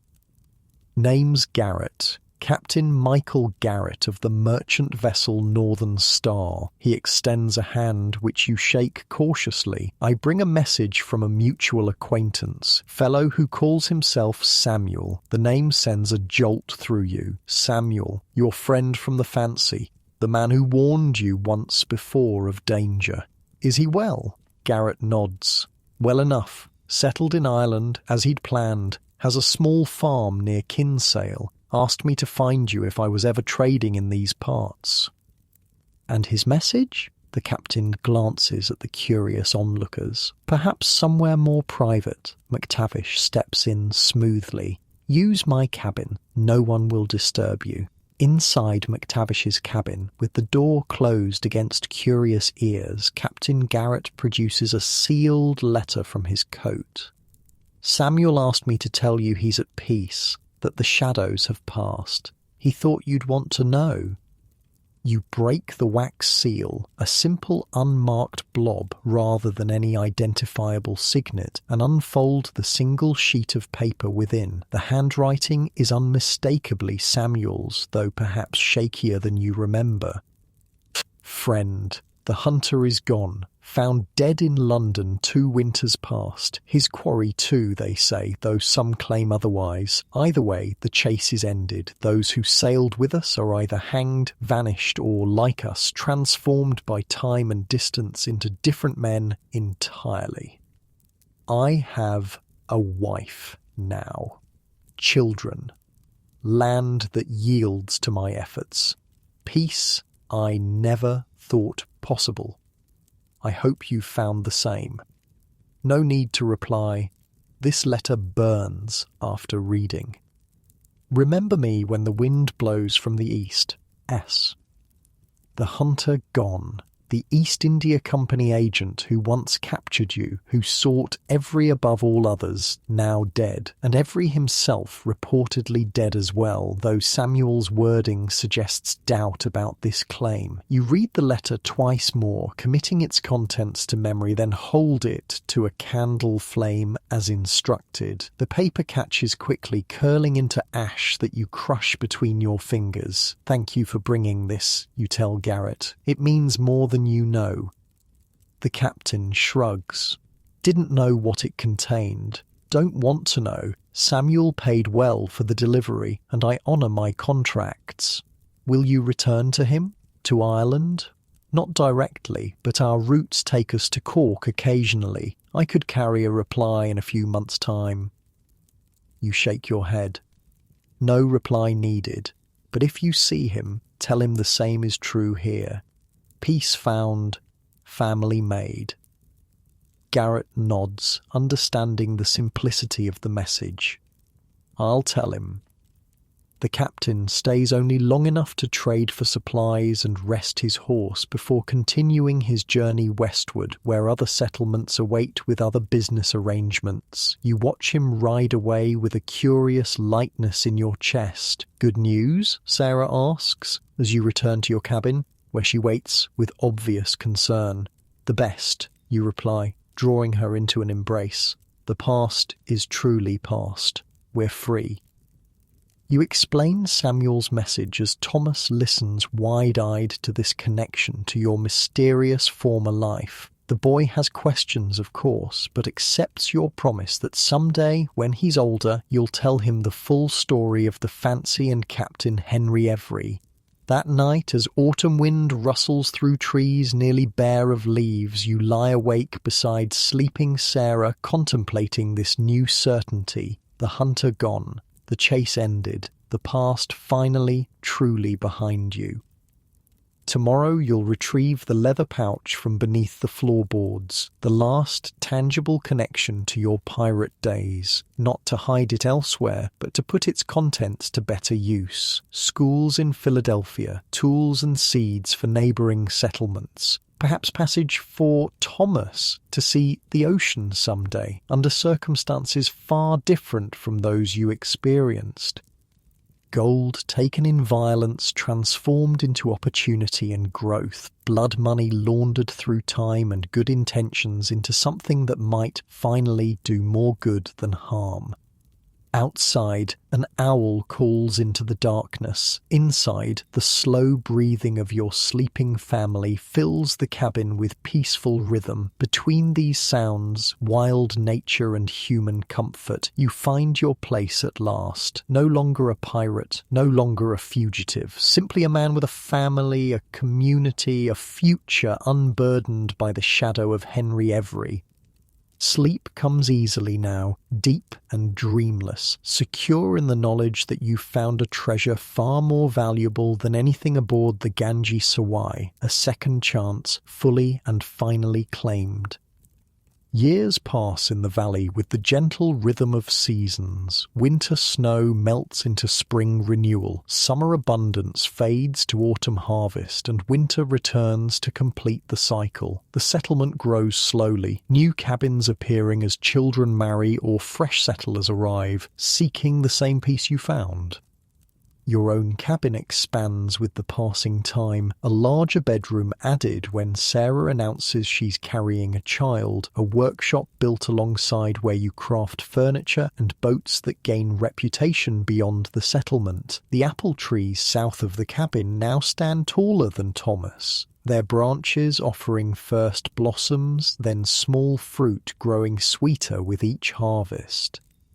Thomas himself grows like a well-watered sapling, reaching his 12th year with the gangly promise of the man he'll become. His childhood fascination with boats and distant places remains, tempered now with practical knowledge of farming, hunting, and the skills needed for frontier survival. "Do you think I'll ever see the ocean?" he asks one summer evening as you sit together on the porch, watching fireflies rise from the meadow grass. "I expect you will, if you still want to when you're older," you reply, noting how his voice has begun to deepen, childhood gradually giving way to adolescence. "Tell me again about the whales," he requests, a familiar refrain that connects present to past. You smile, settling more comfortably in your chair. The biggest ones are like mountains moving through the water, so large that when they breach, leap from the sea, it seems impossible that anything so massive could defy gravity, even for a moment. Their tails alone are wider than our boat on the pond, and when they crash back down, the splash can drench a ship's deck from 50 yards away.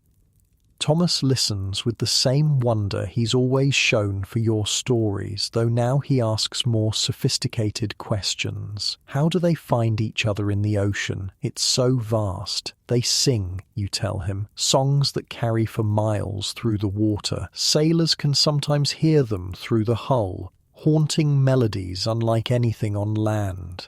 I'd like to hear that someday. Perhaps you will. The conversation drifts, as summer evening conversations do, until Sarah calls Thomas in to help with a final chore before bed. You remain on the porch, watching darkness settle over the valley, marvelling at the peace you found here.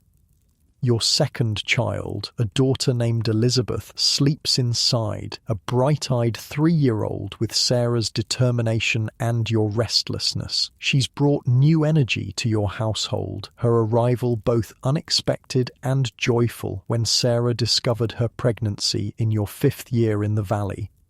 Parenthood, the second time, feels different, less uncertain, more appreciative of the swift passage of childhood. You find yourself treasuring small moments more consciously. Elizabeth's first steps across the cabin floor, her delighted laughter at discovering frogs by the pond, her solemn concentration as you teach her to string beads found in a trader's pack. McTavish, now grey-bearded and moving more slowly but no less sharp-minded, dotes on his granddaughter with an openness he never quite managed with Thomas. She reminds me of Sarah at that age, he tells you often, stubborn as the day is long but sweet with it. Life has settled into patterns both comfortable and satisfying. The hidden treasure beneath your floorboards has diminished over the years, portions sent east with trusted traders to fund schools, purchase medicine for neighbouring settlements, and establish a small fund for Thomas's education should he choose to pursue it. The gold taken in violence has been transformed piece by piece into opportunity and growth. Not enough to erase the blood spilled on the Ganji Sawai, perhaps, but a form of atonement that brings its own quiet peace. On Thomas's 13th birthday, a significant milestone in frontier life, you take him hunting in the hills beyond the settlement. After a successful morning tracking deer, you rest beside a small stream, sharing the food Sarah packed for your journey. I think it's time you heard the full story, you say without preamble, about my life before coming here, about the fancy. Thomas's eyes widen. He's heard fragments over the years, pieced together from overheard conversations and your occasional references, but never the complete tale. Are you sure? He asks, suddenly serious beyond his years. You're old enough now, and I'd rather you hear it from me than from garbled stories or rumours. So there, beside a mountain stream, far from any ocean, you tell him everything. The mutiny aboard the Charles II, the renaming to Fancy, the raids along the African coast, including the enslaving of villagers, the attack on the Ganji Sawai, and the treasure that made Henry Every the most successful pirate in history. You don't spare yourself in the telling, don't minimise your role or the horror of what happened aboard the captured Mughal ship. Thomas listens in silence, his young face solemn as he absorbs the reality of your former life. The treasure hidden beneath our cabin floor came from that raid, you conclude. Blood money that I've tried to use for better purposes over the years. Are you still wanted by the authorities? Thomas asks practical questions first, emotional ones later, much like his mother.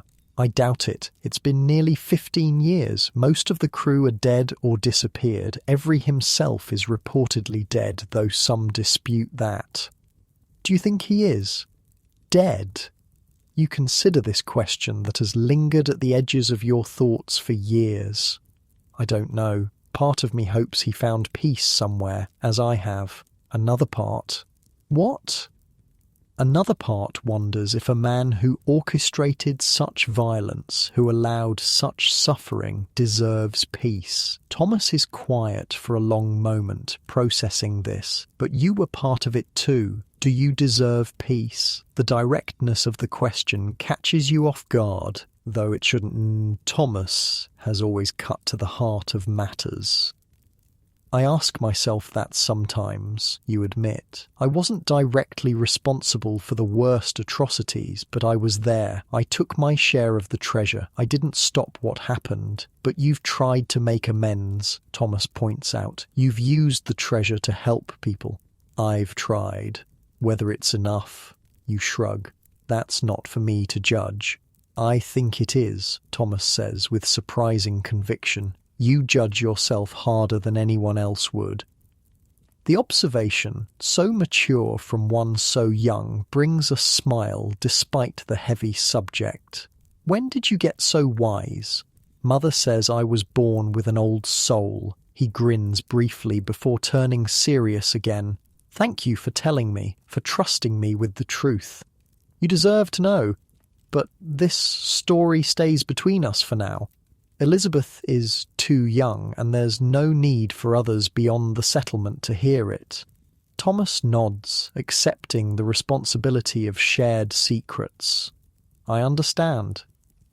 You return to the settlement by evening, the successful hunt providing cover for the deeper purpose of your expedition. Sarah reads your expression as you enter the cabin, understanding without words that Thomas now knows the full story. Later, after the children are asleep, she joins you by the fire. How did he take it? Better than I deserved, you admit. Asked good questions, didn't judge. He admires you too much to judge harshly. Perhaps that will change as he gets older, thinks more about what I've told him. Sarah shakes her head. He knows the man you are now. That matters more than who you were then. Her certainty comforts you, as it has so often through the years. Sarah's practical wisdom, her ability to see clearly what matters most, has been your anchor in this inland life. Autumn comes early that year, frost touching the valley before September's end. The settlement prepares for winter with practiced efficiency, food stored, firewood stacked, cabins sealed against coming cold. The rhythm of these preparations has become second nature now, a comfortable cycle of survival against the seasons. One crisp morning, as leaves drift golden from the trees, a rider approaches from the east, not unusual in itself, as traffic through the settlement has increased with each passing year. But this rider is familiar, his weathered face bringing immediate recognition. Captain Garrett, you greet him as he dismounts before the communal gathering area. Smith, he returns with a nod. Good to find you still here, and looking prosperous, I might add. It's been 5 years since Garrett delivered Samuel's letter announcing the end of the hunt for Every's crew. The captain looks older now, more lines etched into his face, but his posture remains straight, his eyes alert. What brings you back this way, you ask, offering water for his horse. Trade routes. And a message of sorts. He glances at the settlers gathering curiously around. Perhaps somewhere private. McTavish offers his cabin again, and once inside with the door closed, Garrett produces a folded newspaper from his saddlebag. Thought you might want to see this, he says, handing it over. From London, about 6 months ago. The paper is creased and stained from long travel, but the headline remains clearly legible. Final mystery of pirate, every solved treasure found in Devon estate. Your heart quickens as you scan the article. According to the account, renovations to an old manor house in Devon revealed a hidden chamber containing substantial wealth, gold, silver and gems traced to the Ganji Sawai raid. Records indicated the property had been purchased under a false name shortly after Every's disappearance, suggesting the pirate captain had indeed returned to England with his treasure, living quietly until his death some years later.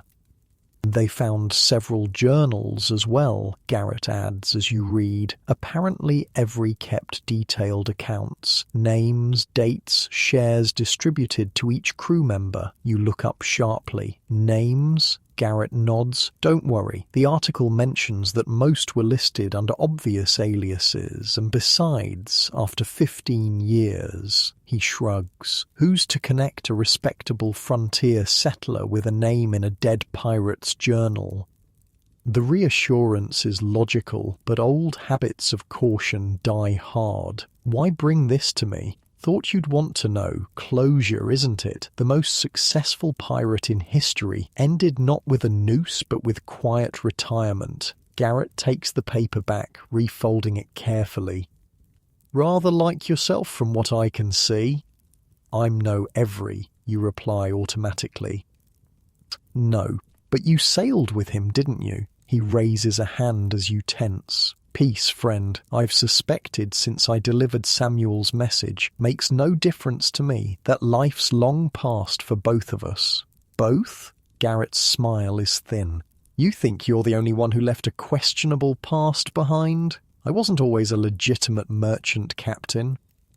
The revelation shouldn't surprise you. The frontier is full of men reinventing themselves, leaving troubled histories behind. Still, the casual admission creates an unexpected connection between you and this occasional visitor to your settled life. Every's treasure, you say, returning to safer ground.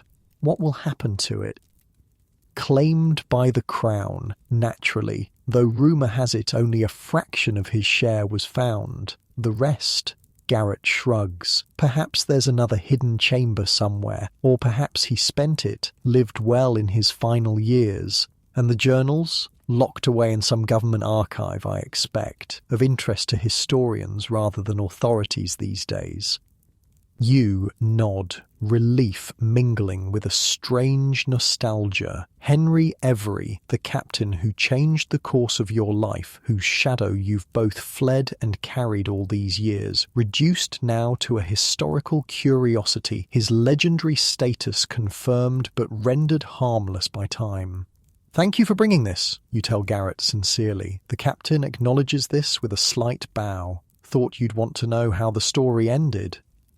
After Garrett's departure, you share the news with Sarah alone, deciding that Thomas doesn't need this additional chapter just yet. She listens thoughtfully, sensing the complex emotions the revelation stirs in you. Does it change anything? She asks when you've finished. Knowing Every survived, lived quietly with his treasure.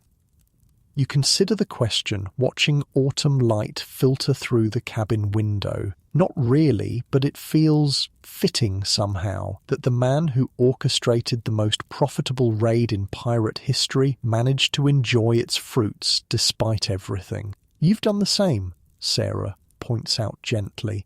Not the wealth itself, but finding a good life afterward, creating something meaningful from what began in violence. Her perspective, as always, helps clarify your own. Perhaps there's a parallel between your path and Every's, both finding ways to disappear, to transform from pirates to private citizens. Though you hope your use of the Ganji Sawai treasure has brought more benefit to others than Every's apparently did. Winter arrives with unusual mildness that year, snow falling lightly rather than in the deep drifts of previous seasons. The settlement adapts as it always does, turning inward to indoor projects, shared meals, and the closeness that develops when people live in necessary proximity.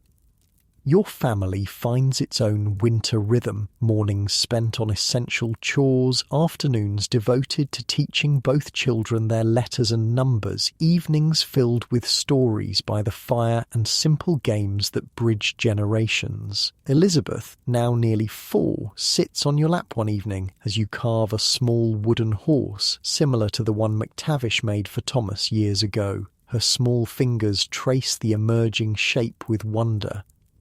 How do you know what to cut away? She asks, her vocabulary surprisingly advanced for her age. The horse is already in the wood, you tell her. I just have to find it. She considers this with the serious concentration that makes her so endearing, like finding treasure. A bit like that, yes. Thomas says you found real treasure once, on a big ship.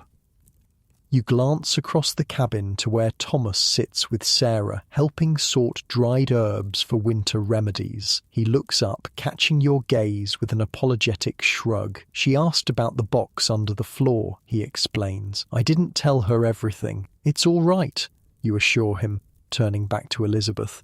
Yes, I found treasure once, a long time ago. Was it exciting? Her eyes shine with innocent curiosity. You choose your words carefully, aware of shaping memories that might last a lifetime. Not as exciting as finding you and Thomas and your mother. That's a much better treasure. Elizabeth accepts this with a child's easy adaptation to metaphor. We're not made of gold, silly. No, but you're worth more than all the gold in the world. She giggles at what sounds to her young ears like absurd exaggeration, not understanding the simple truth behind your words. The treasure of the Ganji Sawai, even at its legendary value, pales beside the worth of this small family in a remote valley. Winter eases gradually into spring, snow retreating from the valley floor to linger only on distant peaks. The settlement stirs from its seasonal dormancy, fields are prepared for planting, and the cycle begins anew. On a mild April morning, McTavish appears at your cabin door, his expression uncharacteristically hesitant. Got a moment? He asks, a familiar opening to potentially difficult conversations. You invite him in, offering coffee, a luxury traded from a merchant passing through during winter. He accepts, settling at your table while Sarah takes Elizabeth outside to check the early garden sprouts. I've been thinking, McTavish begins after a contemplative sip. I'm not getting any younger. Oh, none of us are, you observe, though in truth McTavish's age has become more apparent recently. His movements slower, his breathing sometimes laboured after exertion. The settlement needs leadership thinking toward the future, he continues. New blood, younger perspective. You wait, sensing where this is heading, but allowing him to arrive there at his own pace. The council's asked me to step back, take an advisory role instead of leading. He looks up from his cup. They want you to take my place. The proposal catches you off guard, despite your suspicion. Me? But I'm still relatively new here, barely 8 years. McTavish snorts.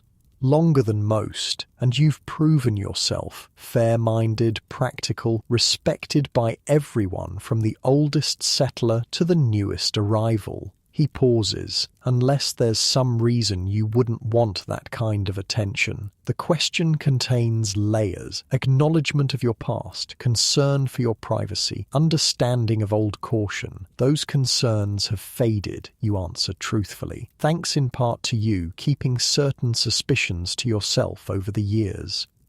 McTavish waves this away. A man's past is his own business, long as he lives right in the present. He leans forward. So, will you consider it? You think of the settlement that has become home, the people who have accepted you without demanding explanations, the future being built here that will outlast all of you. I'd be honoured, you reply simply. The old Scotsman nods with evident satisfaction. Good, that's settled then. That evening, as your family gathers for the daily ritual of supper together, you share the news of McTavish's proposal. Sarah's pride is evident, Thomas's excitement immediate. Does that mean you'll be in charge of everything? The boy asks. Hardly. You laugh. The council makes decisions together. I'd just help guide discussions, represent our settlement to outside officials when necessary. Still, Sarah says, it's a position of trust, a recognition of your place here. The significance isn't lost on you. A former pirate, once part of the most notorious raid in maritime history, now trusted to lead a growing settlement. Life's strange currents have carried you far from where you began. Spring deepens into summer, the valley lush with growth and possibility. Your new role becomes official at the summer solstice gathering, McTavish ceremonially handing over his worn copy of colonial law and a small wooden gavel he carved years ago when the settlement first established its council. "Guide them well," he says simply, the words carrying weight beyond their brevity. The responsibilities of leadership fit more comfortably than expected, perhaps because they draw on skills developed long ago on ships where success depended on collective effort and clear communication. You find satisfaction in mediating disputes, organizing communal projects, planning for the settlement's growth with an eye toward both opportunity and security. Thomas, now 14 and increasingly independent, takes on more responsibilities at home as your duties to the wider community expand. His interest in the wider world remains, fueled by occasional travelers' tales and the books you've gradually acquired through trade. Mr. Jenkins says a school might be established in the larger settlement downriver, he mentions one evening as he helps you repair a broken chair in your workshop. With a proper teacher from Philadelphia. "Would you like to attend such a school?" you ask, noting the careful neutrality in his tone. He hesitates, clearly torn. "I'd like to learn more about navigation, mathematics, natural philosophy, but it would mean leaving home. Only temporarily," you point out, "and not for several years yet. You wouldn't mind if I wanted to go?" You set down your tools, giving him your full attention. "Thomas, I want you to become whoever you're meant to be. If that requires education beyond what we can provide here, we'll find a way to make it happen." Relief crosses his features. "Mother says the same, but I worried you might think I was rejecting this life. Your life. This life was my choice," you tell him gently. "You deserve the same freedom to choose your own path." The conversation shifts to more immediate concerns, the chair repair, preparations for the autumn hunt, Elizabeth's determination to learn riding despite Sarah's concerns about her age. But something has shifted between you and Thomas, an acknowledgement of future paths diverging even as present bonds remain strong.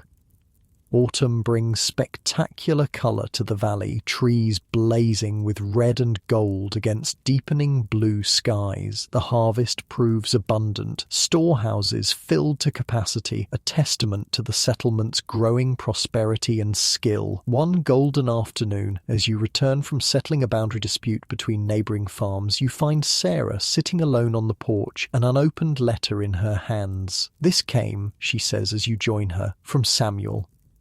You take the letter with a mixture of curiosity and concern. Samuel has written only twice in 8 years, once to announce the hunter's death, once to share news of his growing family in Ireland. What prompts this communication now? Breaking the seal, you unfold the single sheet covered in Samuel's distinctive hand.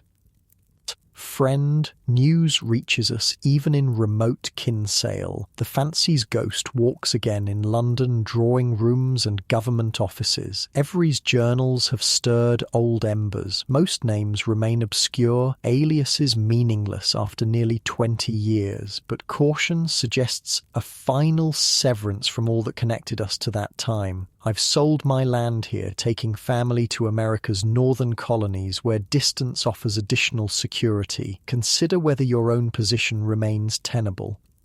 Should you need sanctuary, we settle near Halifax. A ship called Second Chance makes regular trade there from Philadelphia. The captain knows to expect friends." You read the letter twice before passing it to Sarah, whose face grows serious as she absorbs its implications. "Do you think there's real danger?" she asks after a long moment. You consider the question carefully, weighing old paranoia against practical reality. Probably not. 20 years is a lifetime ago. The authorities have bigger concerns than aging pirates who've caused no trouble for decades.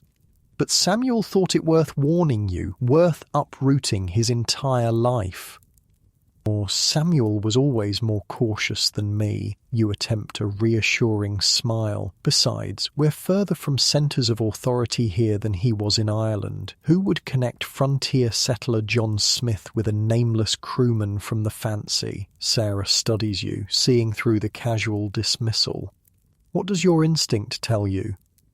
The question gives you pause. Instinct, the sailor's sixth sense that warns of approaching storms when the sky still appears clear, has saved your life more than once. That it's time to prepare, you admit finally, not to flee, but to have options ready should they become necessary. She nods, accepting this middle path between complacency and panic. We'll talk to Thomas. Make arrangements quietly. And your father? He'd come with us, she says, without hesitation. His loyalty is to family, not place. The conversation feels surreal, discussing potential flight from a home built over years, a community where you've earned trust and respect. Yet the shadow of the Fancy, of Henry Every and the Ganji Sawai has always lingered at the edges of your settled life. Perhaps it always will. Winter arrives early that year, snow falling before October ends. The settlement turns inward again, focusing on survival and community through the cold months. Your family makes quiet preparations, important documents gathered, essential supplies set aside, routes discussed or sang, while continuing normal life with deliberate optimism.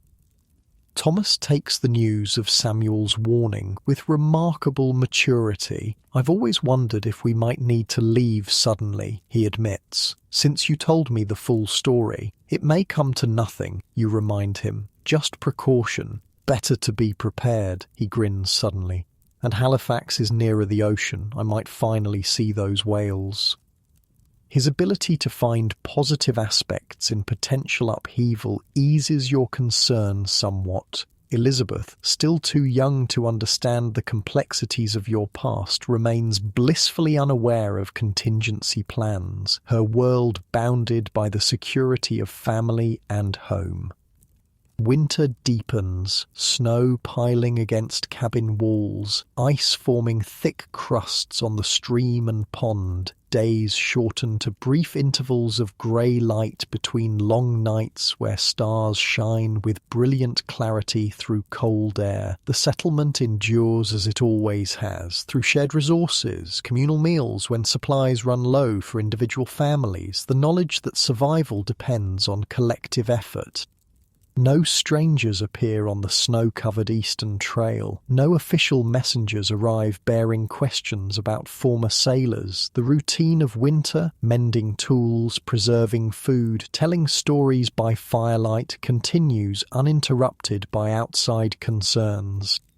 By February, when the cold reaches its deepest grip on the valley, you've begun to relax somewhat, to consider Samuel's warning overly cautious. Perhaps the stir caused by Every's journals has already faded in London, replaced by newer sensations, more immediate concerns of empire and economy.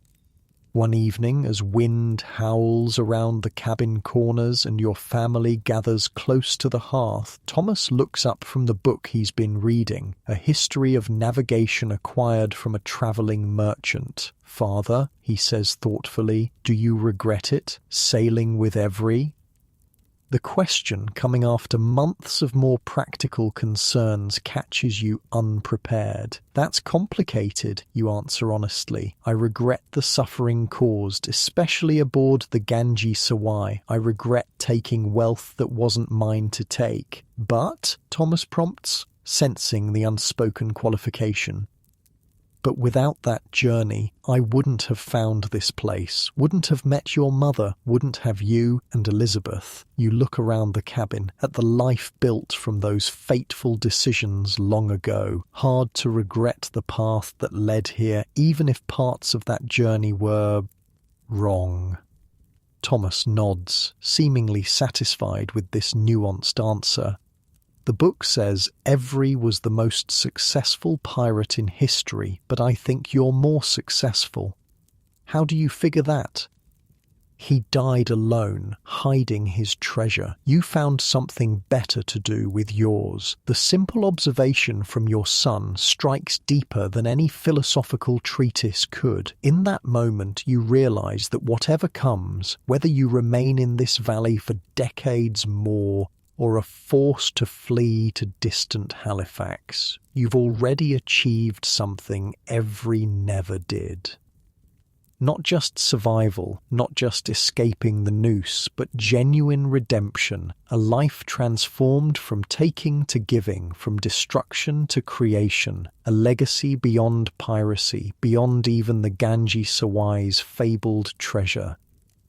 Spring arrives with gentle persistence, snow retreating, new growth emerging, the cycle beginning anew. No threat materializes from the east, no echoes of your pirate past disrupt the peaceful rhythm of settlement life. Samuel's warning remains just that, a caution from a friend who chose a different path to security. On a warm May morning, you stand with Sarah on the porch, watching Thomas and Elizabeth playing near the pond where the boat named Sarah's Dream still floats, weathered but sound. McTavish sits nearby, whittling a toy for his youngest grandchild, his movements slower, but his eyes still sharp. "We've been fortunate," Sarah says softly, her hand finding yours with familiar ease. "Beyond measure," you agree, understanding she means far more than just the lack of trouble from your past. The valley stretches before you, green and promising in spring light. The settlement has grown, new cabins appearing each year, fields expanding, a future unfolding that will continue long after all of you are gone. Your own cabin stands solid and welcoming, surrounded by apple trees now tall enough to cast substantial shade, the workshop alongside busy with projects that benefit the community. This is your treasure now, not gold or jewels or even the fading memory of adventure, but the peaceful life built from uncertain beginnings. A home, a family, a place of belonging earned through years of honest labour and genuine care. Henry Every, the most successful pirate in history, vanished with his legendary wealth, leaving behind only mysteries and whispered tales. But you, once just another crewman aboard his ship, have found something he never could. True peace, genuine connection, a life beyond the shadow of the fancy. As your children's laughter carries across the homestead, you breathe deeply of spring air scented with apple blossoms and new growth. The Ganji Sawai Every, the violent raid that once defined your existence, all have receded like distant shores behind a departing ship. Visible still, but no longer defining the horizon ahead. Your journey continues here, in this valley far from any ocean, with these people who know both who you were and who you've become. Not every story ends in justice. Not every